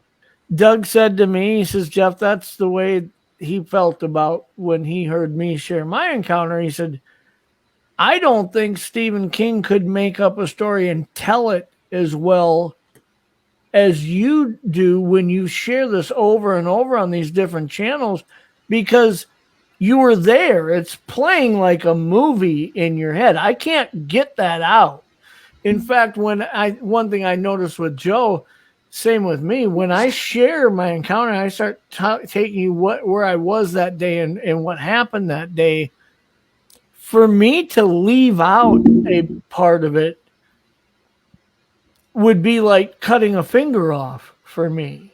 You know what I mean? I mean, when I share what happened, it's the same every time I share it, because I'm describing to you what is in my head as I'm walking down that path over and over. And even though this happened to Joe 3 days ago, or 3 years ago, 3 years. me and Jay Fritz share the commonality that our experiences happened over, 35 years ago. And this shit's played in my head pretty much every day since it's happened. I mean, you just can't walk away from it. You can't turn it off. Well, yeah, Jen drew that sketch off of my description of Rasta. Everybody's seen that sketch, which is incredibly close. And so I get what you're saying, Jeff. Every time I look at that sketch, man, I mean, it takes me right back to that day. Every time I see that picture, I relive the whole thing, walking down through there, that deer jumping up in front of me jumping, look, something screaming. I looked at I will never get that face out of my mind. This is interesting. Jay says, I'm not telling a story. I'm telling a life event. Well, there you go. Exactly. It'd be like telling about the day you got married or the day your first kid was born, you know? Right. You don't leave out details of those stories because you're reliving them as you're telling them.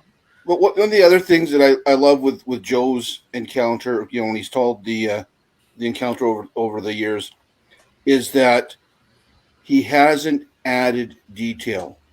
When you ask somebody that's had an encounter and they tell you, I didn't see that, or I don't know, or it wasn't clear, that to me is so much more important than somebody that will try to speculate in details that they didn't see in order to satisfy you as the interviewer. And I absolutely love it when he says, I didn't see this or I didn't hear that, because again, it shows that there's no deception there. And also it shows an excellent eyewitness that is sticking to the facts and not deviating from the facts. And when you recall those moments and you start rethinking about, thinking about what happened, it is so real that it's not hard to be able, like, for people will say to me, did it make any noise or was there a vocalization?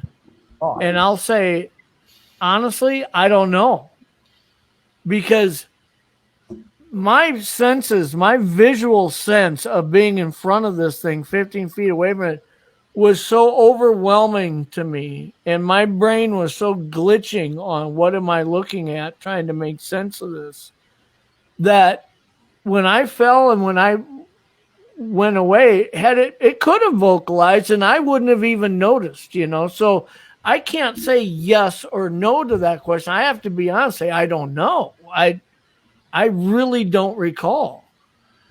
And the fact that his story hasn't changed or altered or not in the 3 years, and his reaction, like when I was going at him about the camera, it's the reaction of a normal human being.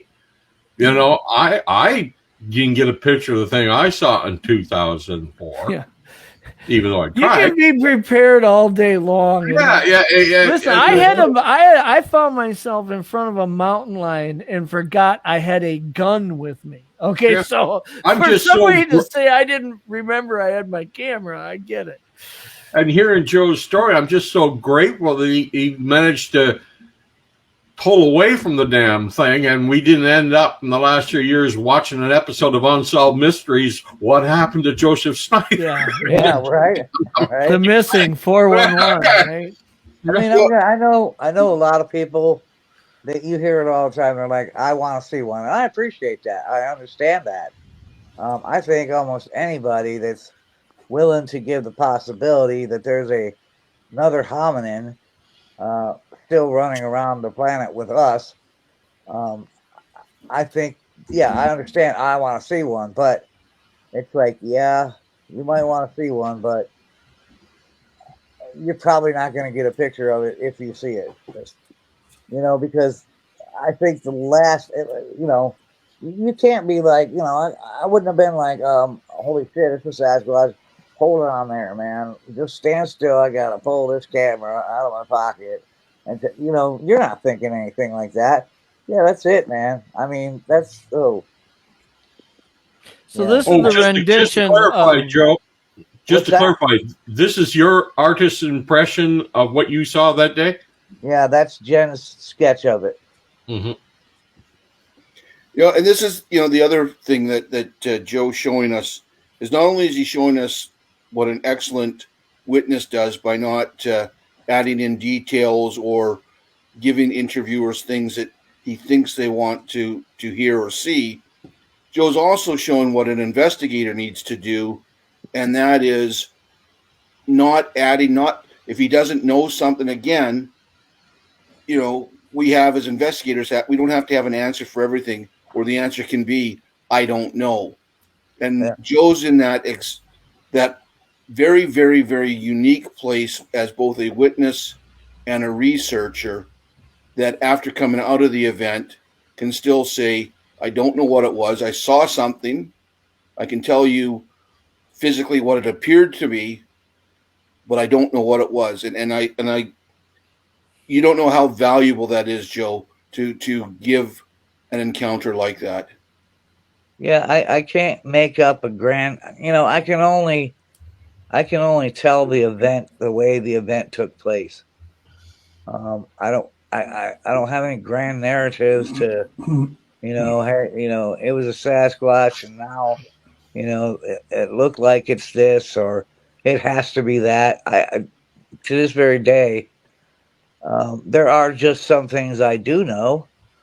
He was very large, probably about, as I said, 7.5 feet tall, covered in hair, and all the things that I described him as. That's what I can do, is just tell you how it happened, how I came up upon this thing.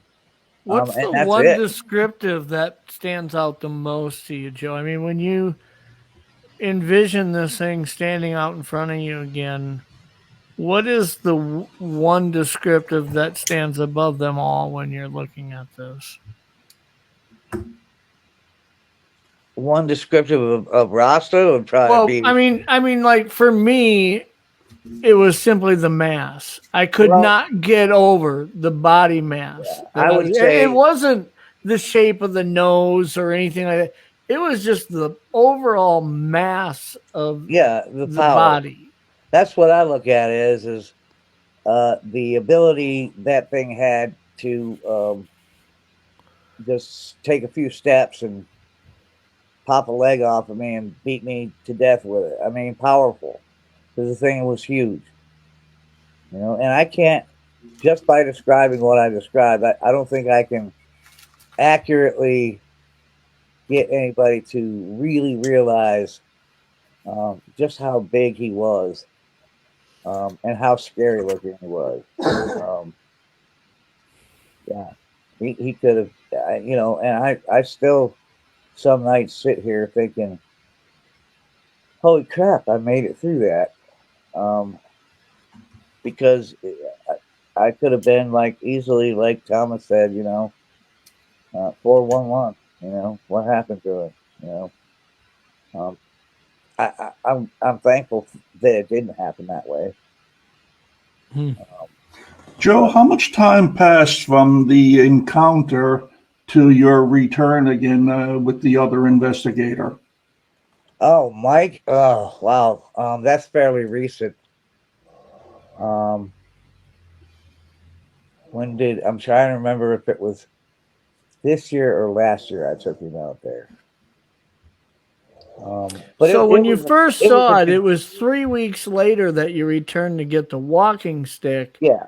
But you didn't go back with Mike Ann until just like in the last year or so, right? Yeah, I mean, it was some considerable time before Mike got out there with me, yeah.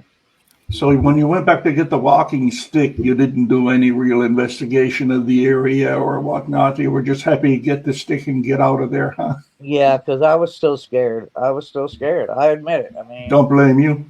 I was still like, and again, like because of the reasons Jeff said, the mass of that thing, I was just scared, man, going out there trying to get that walking stick. Because I really did, man. Everything I was freaking myself out. I definitely was. After seeing something like that just 3 weeks before, and now I'm out here to get the stick again.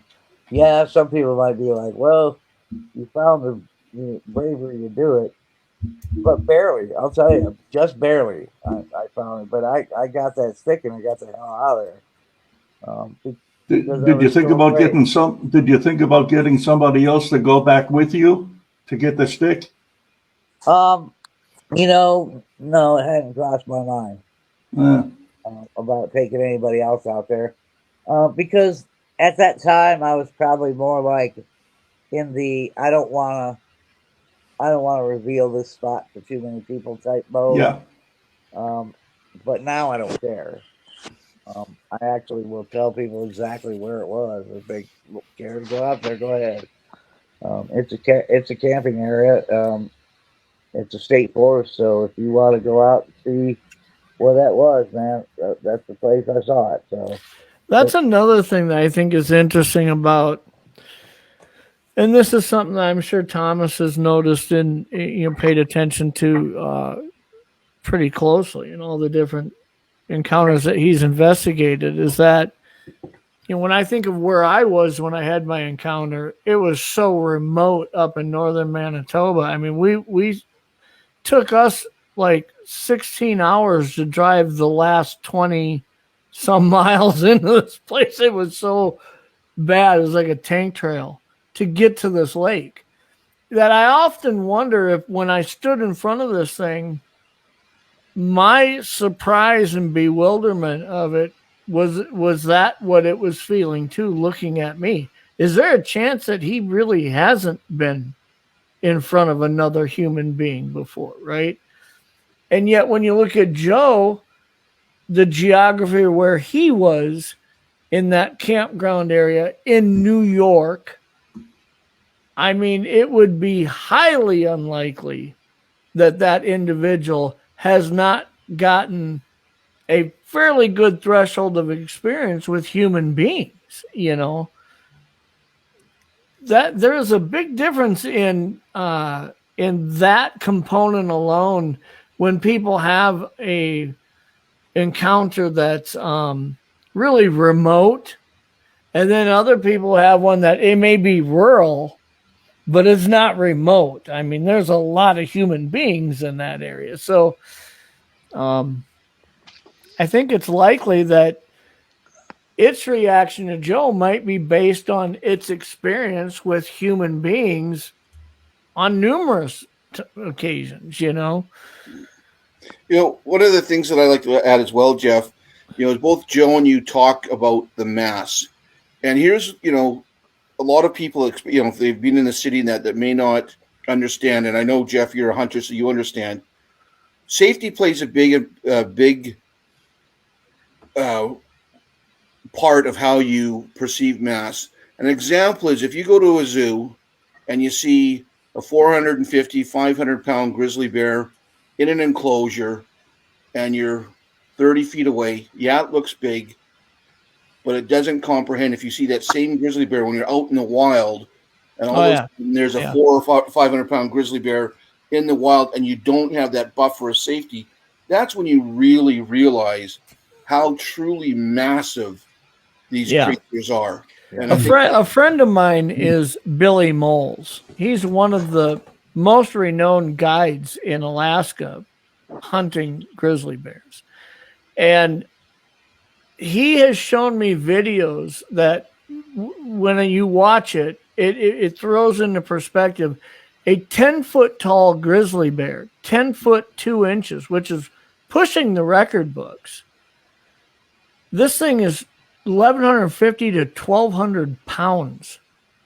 And when you see the body mass of the chest of something that's 10 foot tall and just over 1,000 pounds, when I saw that video, it really threw into perspective for me what I was looking at that day in Manitoba. I mean, because for me, the scary part of being that close to this thing had nothing to do with a facial expression or a sound or a posturing movement. It was simply the mass, the size of the chest.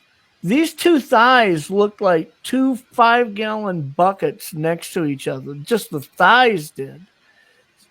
When you look at that mass on something standing upright in front of you, you realize immediately that if this came down to me versus it, it's over. It's done.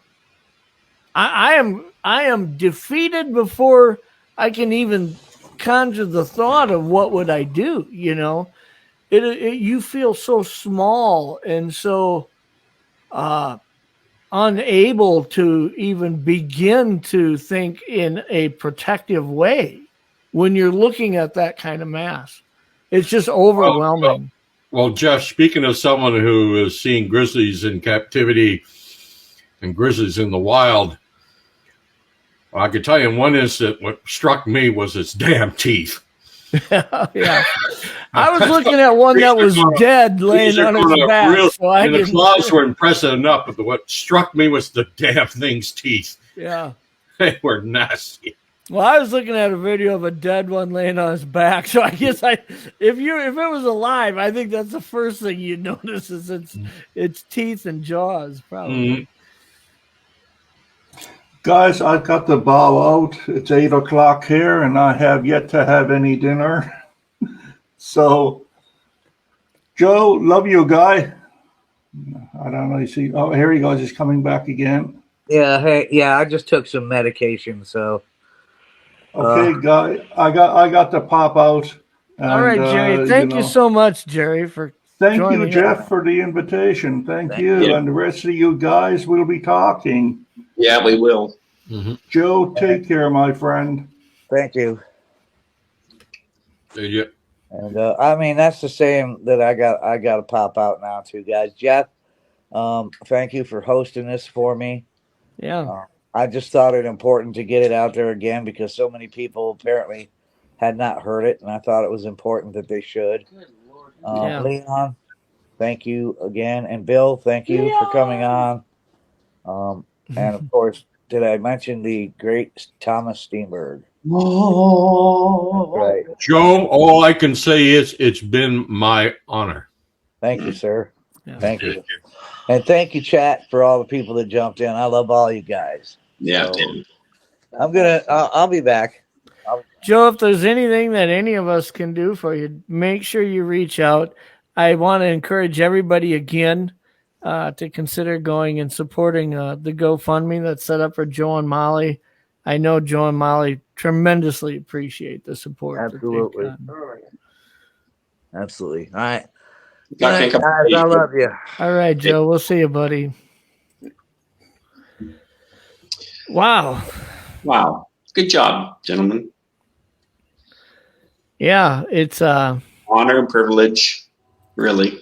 Honestly, I was sad to say this to these guys, to you, Jeff, but on the Bukwas we chat back and forth. I said it's quite an honorable thing to have somebody our age that seen a Sasquatch 3 years ago, and we get a chance to hear his story, and he has invited us to hear his story, and to ask questions. And I mean, it's a pretty big honor, I think. And I wish there was 100 more shows out there, man. Honestly, like, it's just everything about him is trying to be sincerely honest about the process. And one of the unfortunate things with Joe is I thought we might have lost his story forever because a lot of the recordings of his program when he had one was lost. Yep. Yeah, and a lot of his episodes were lost. Leon, I think we had his story on your show. No, I was actually on his show, Thomas. It was his show, or was it yours? Yeah, no, that's why he had asked us to do it again. So it was lost. Yeah, so it's great that we have his story for people to look back on. Study it, review it, ask questions. Yeah, that's the way to do it. And I think, and I do hope that people do save this or download this podcast or share, because I'd hate to see it get lost. Because not only did Joe honor us with having us on this last for this interview, but I think there's some really good lessons that he's also giving on how to be a great witness, how to be a great researcher, and as well as how to be a great person. And don't be afraid to be asked questions. If you've seen it, you've seen it. It's real. Yeah. The one thing that Joe seemed to grasp really well, and this is something that since I started a channel a year and a half ago and started sharing my encounter, was I was really trying to get other people who have maybe had an experience or an encounter that for whatever reason choose not to talk about it. I wanted them to understand that you don't have a burden to make anybody believe you. That's right. Okay. And Joe got that from day one, is that I'll share with you what happened to me. You're on your journey. Everybody in this community is on a journey, and the amount of truth they're going to require in order to surpass that threshold of believing or not believing is different for each person, and everybody's in a different movement of that journey. I'll share my encounter with you, and if it helps you, great. If it doesn't, I don't owe you any. I don't bear a burden of you believing me. Right. And what's important, Jeff, is for anybody that has had an encounter and they're going to tell their encounter or story to anyone, is don't let anybody gaslight you. Yeah. It doesn't matter if they're a famous Sasquatch proponent that's telling you, oh, no, you couldn't have seen this because all Sasquatch do this or all Sasquatch do that. Or it's some skeptic that says to you, you're nuts, you were probably drunk in the backwoods. Obviously, if somebody's giving you rational, reasonable explanations to what you saw, give that, due consideration, but never let anyone gaslight you. Yeah. I'll tell them, you know how many times I've been drunk in the backwoods and never had that happen? Good one. That's a good one. But thanks, Jeff. I appreciate you guys showing up and coming on. Always a pleasure, of course. Thomas, Jeff, Bill, and Leon, I appreciate you guys taking the time. Well, I really appreciate you putting this together. I think it's a great thing that you did here. I want you guys on your channel, and I also want anybody else who has a YouTube channel that's watching. If you want to share the entire program, part of the program, whatever on your channel, I have no problems with that. And if you need to reach out to me, pineislandresearch@gmail.com. Let's figure out how to make it work for you. So, Jeff, though, we can still, I can still click and paste your link on Bigfoot Okanagan, though, right? Yeah. Yeah, I'll just do that.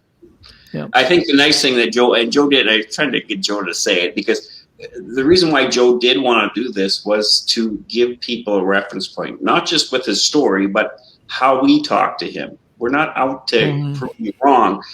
We just want to know and see one ourselves. We're asking you to we're here to help you remember as much as you can without us leading you with phraseology, as Thomas talked about, to get you to fill in the blanks, as Bill's talking about, trying to please us.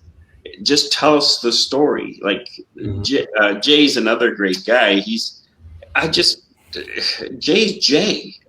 You know? Joe. They're not Jay, the guy trying to tell a Sasquatch story, or Joe trying to tell a Sasquatch story. Well, when you meet Jay and get what he's like and you get to know him real well, you understand that if you went to a convenience store and Jay walked in and bought a lottery ticket and walked out and you said, Jay, did you buy a lottery ticket?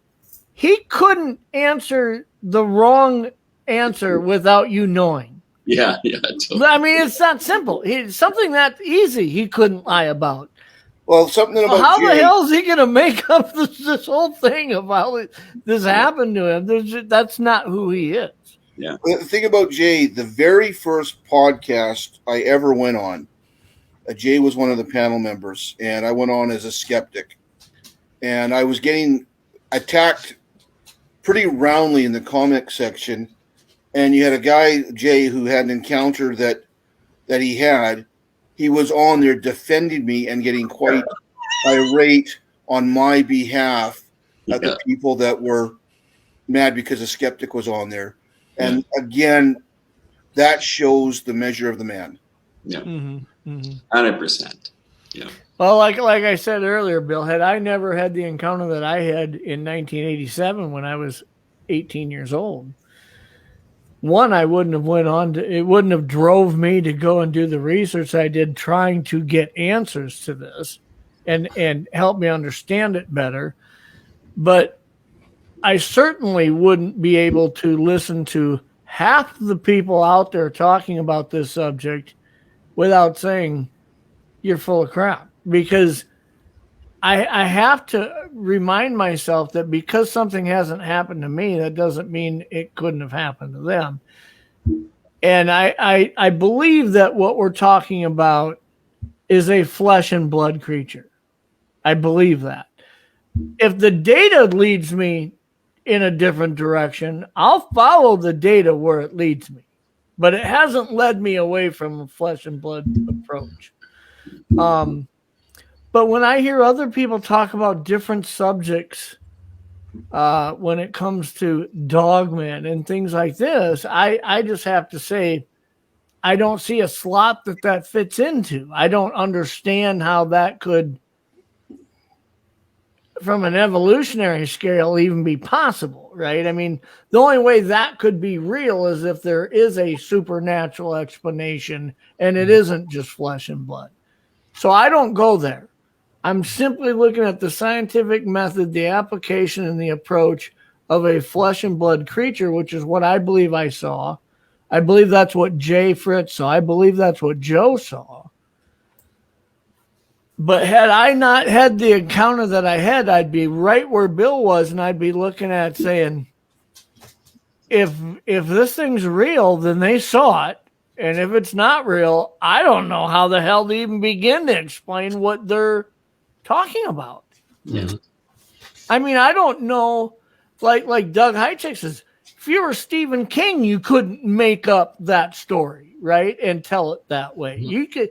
This is somebody who was there and lived through that life experience when you hear it shared like that. And when, like what Leon's saying, when he's talking about three different people, I've heard, damn near close to 1,000 episodes of Sasquatch Chronicles, right? I mean, I'm not naive enough to believe them all. I think over half of them are by far either embellished or flat out lies. And that's no disrespect to Wes or anybody else. I'm just being real.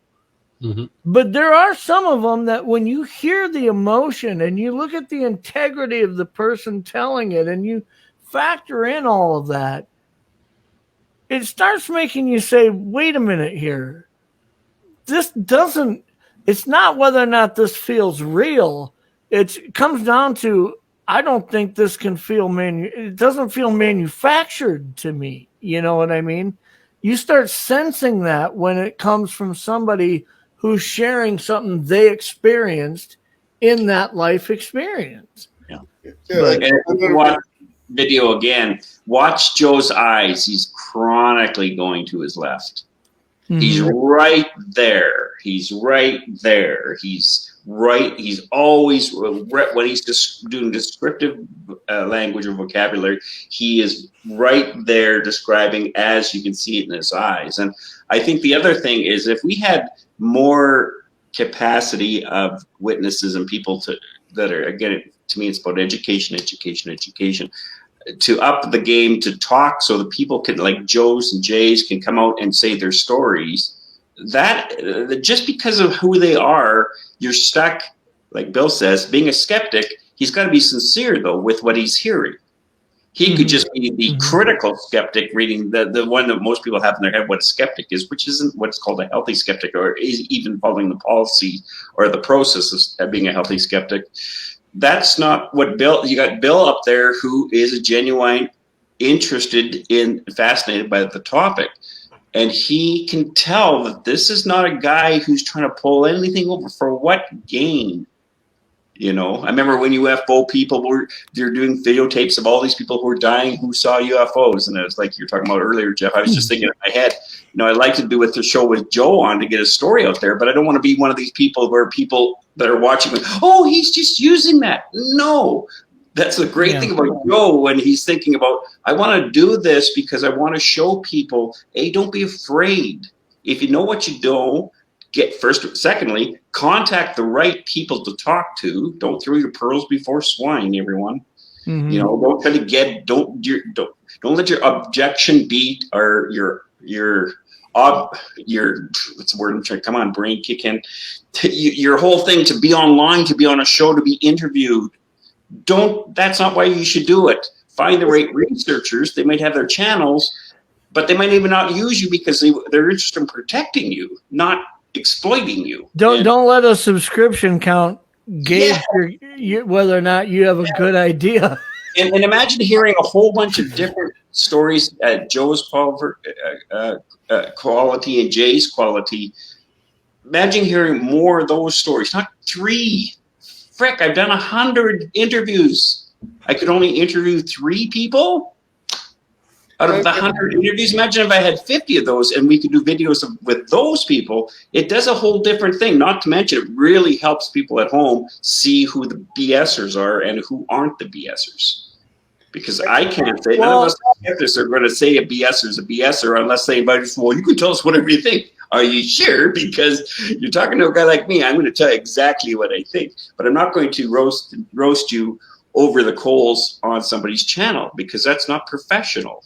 We're here for the topic, not the sensationalism. So, and also, you know, the thing with Leon, you know, I go back to a gentleman just before COVID came out that Thomas and I interviewed in person. That a couple days after he had an encounter, and unless that gentleman was giving us an Oscar-winning performance, he was, because he crying the whole bit. I mean, I can't diagnose, but he had PTSD from the event.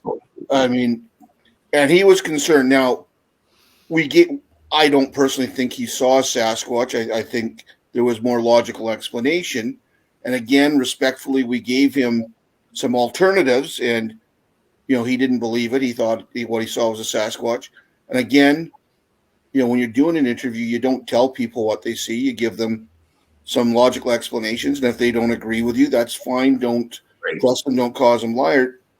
But with that person, regardless of whether he saw Sasquatch or not, he was sincere in his belief that he saw one. Right. And as researchers, we have to be cognizant of that. We don't know everything, you know, and it makes absolutely zero sense to tell somebody that really believed they saw something that, no, you didn't. Yeah.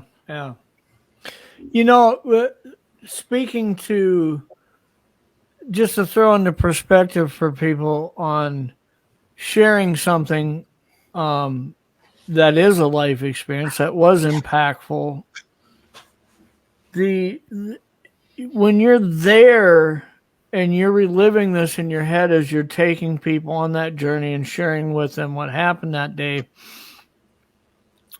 Every time that I've shared my encounter online, and I've probably done it 8 or 9 times, the one thing that always bothered me was there's a point in my story where I talk about when we finally got into this boat and was leaving the shore, how my friend, his little brother, who we were 18, but his little brother was like 13 or 14. And his little brother was coming undone. I mean, he was losing it. And the first few times I shared my encounter with people, when I would get to talking about my friend's little brother at that point, I would break down in tears. And it was kind of embarrassing for me. Got to be where like the 4th or 5th time I was sharing it on somebody's channel, before I would do it, I'd be telling myself, now don't start crying when you get to, like, come on, man, hold it together. And every time I get to that point, and that's where I feel like I'm standing next to that boat, crawling into it at that point. I can't get away from this. And I start talking about Jamie and how he's wailing and coming undone. And I just start crying about it. I can't get away from that moment. And it doesn't, I could try to make myself try to get away from that moment. I can't. And I think that's an example of like Joe lifting the hands up. You can't get away from that when you're telling somebody about what happened to you that day.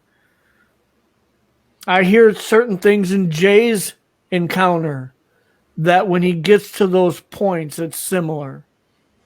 What he's doing physically as he's telling you what happened, he can't, or the way he describes something, he can't see it any other way than that, because it was that profound to him at that moment. And when he thinks about it and reshares that event, he can't escape the way that makes him feel. It will always do that to him.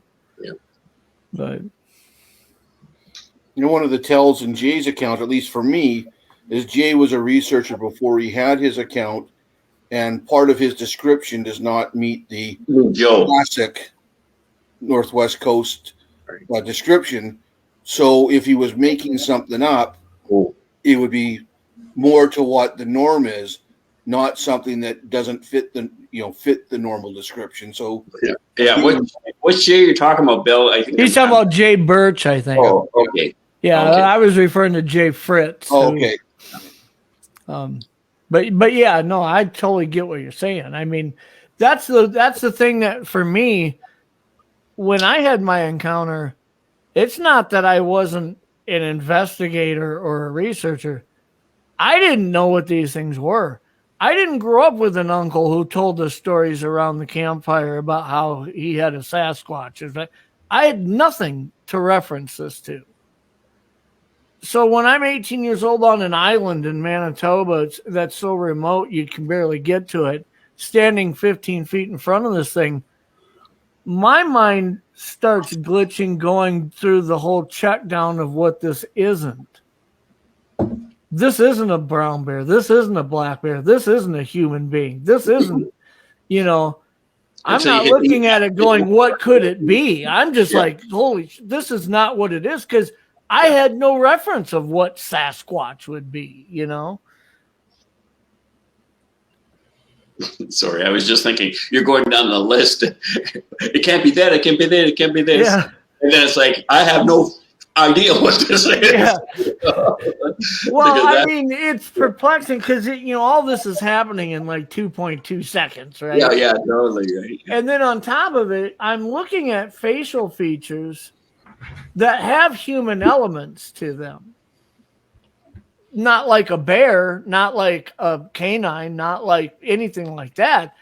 It's human elements. There is a nose, there is lips and teeth and a jawline. I mean, this is that's why for a long time when people said, are you 95% sure what you saw was a Sasquatch? I'm like, or are you 100% sure? I'd say I'm 95% sure. The 5% I was leaving was, did I see a human that somehow got out of its niche? You know what I mean? I hear Doug talk about this often. That lake in Saskatchewan that has lake trout that are about 30% larger than any other lake in the world because those fish got out of their niche somehow. And we have examples of species that sometimes will do that in a certain area. So when I'm looking at what appears to be a human face, but he's covered in hair, and he's 9.5, 10 foot tall and weighs 1,000 pounds or more, I'm thinking, this ain't a human, but with these human elements or that kind of seem to be prevalent in its face, I have to leave 5%. Did I look at a human that somehow got out of its niche? I don't know how to explain how that would happen. Well, you do have examples. Obviously, when we think of inbreeding, we tend to think of the European royals with various diseases and that. But when you look at the Samoans amongst their royal class, they did have a lot of inbreeding, and they actually had positive genetic outcomes from it. And the chieftains and that were generally big, stronger men than the rest of the islanders. So it is quite possible, if you think they're humans, that you could have had inbreeding that does have potential good genetic markers that were passed on, as opposed to ones for like hemophilia or whatever. So it does happen, not to that extent, but you got a lot of Samoans 6'8", 6'9". That was from a lot of it from that inbreeding. Yeah. Yep. Okay, guys, it's been 2.5 hours, and I'm late for my first round. So, well, Thomas, thank you so much for coming on. No problem. It was honor, and I think I'll just leave by quoting Joe the way he always used to end his podcast. Don't sweat the petty stuff, and don't pet the sweaty stuff. Absolutely. That's what he used to say at the end of every episode. So, absolutely. Roger that, guys. Thanks so much, Thomas. And on that note, I'm going to get going too. And so I'll quote Thomas: "Stick to the facts, don't deviate from the facts." Up to you, Bill.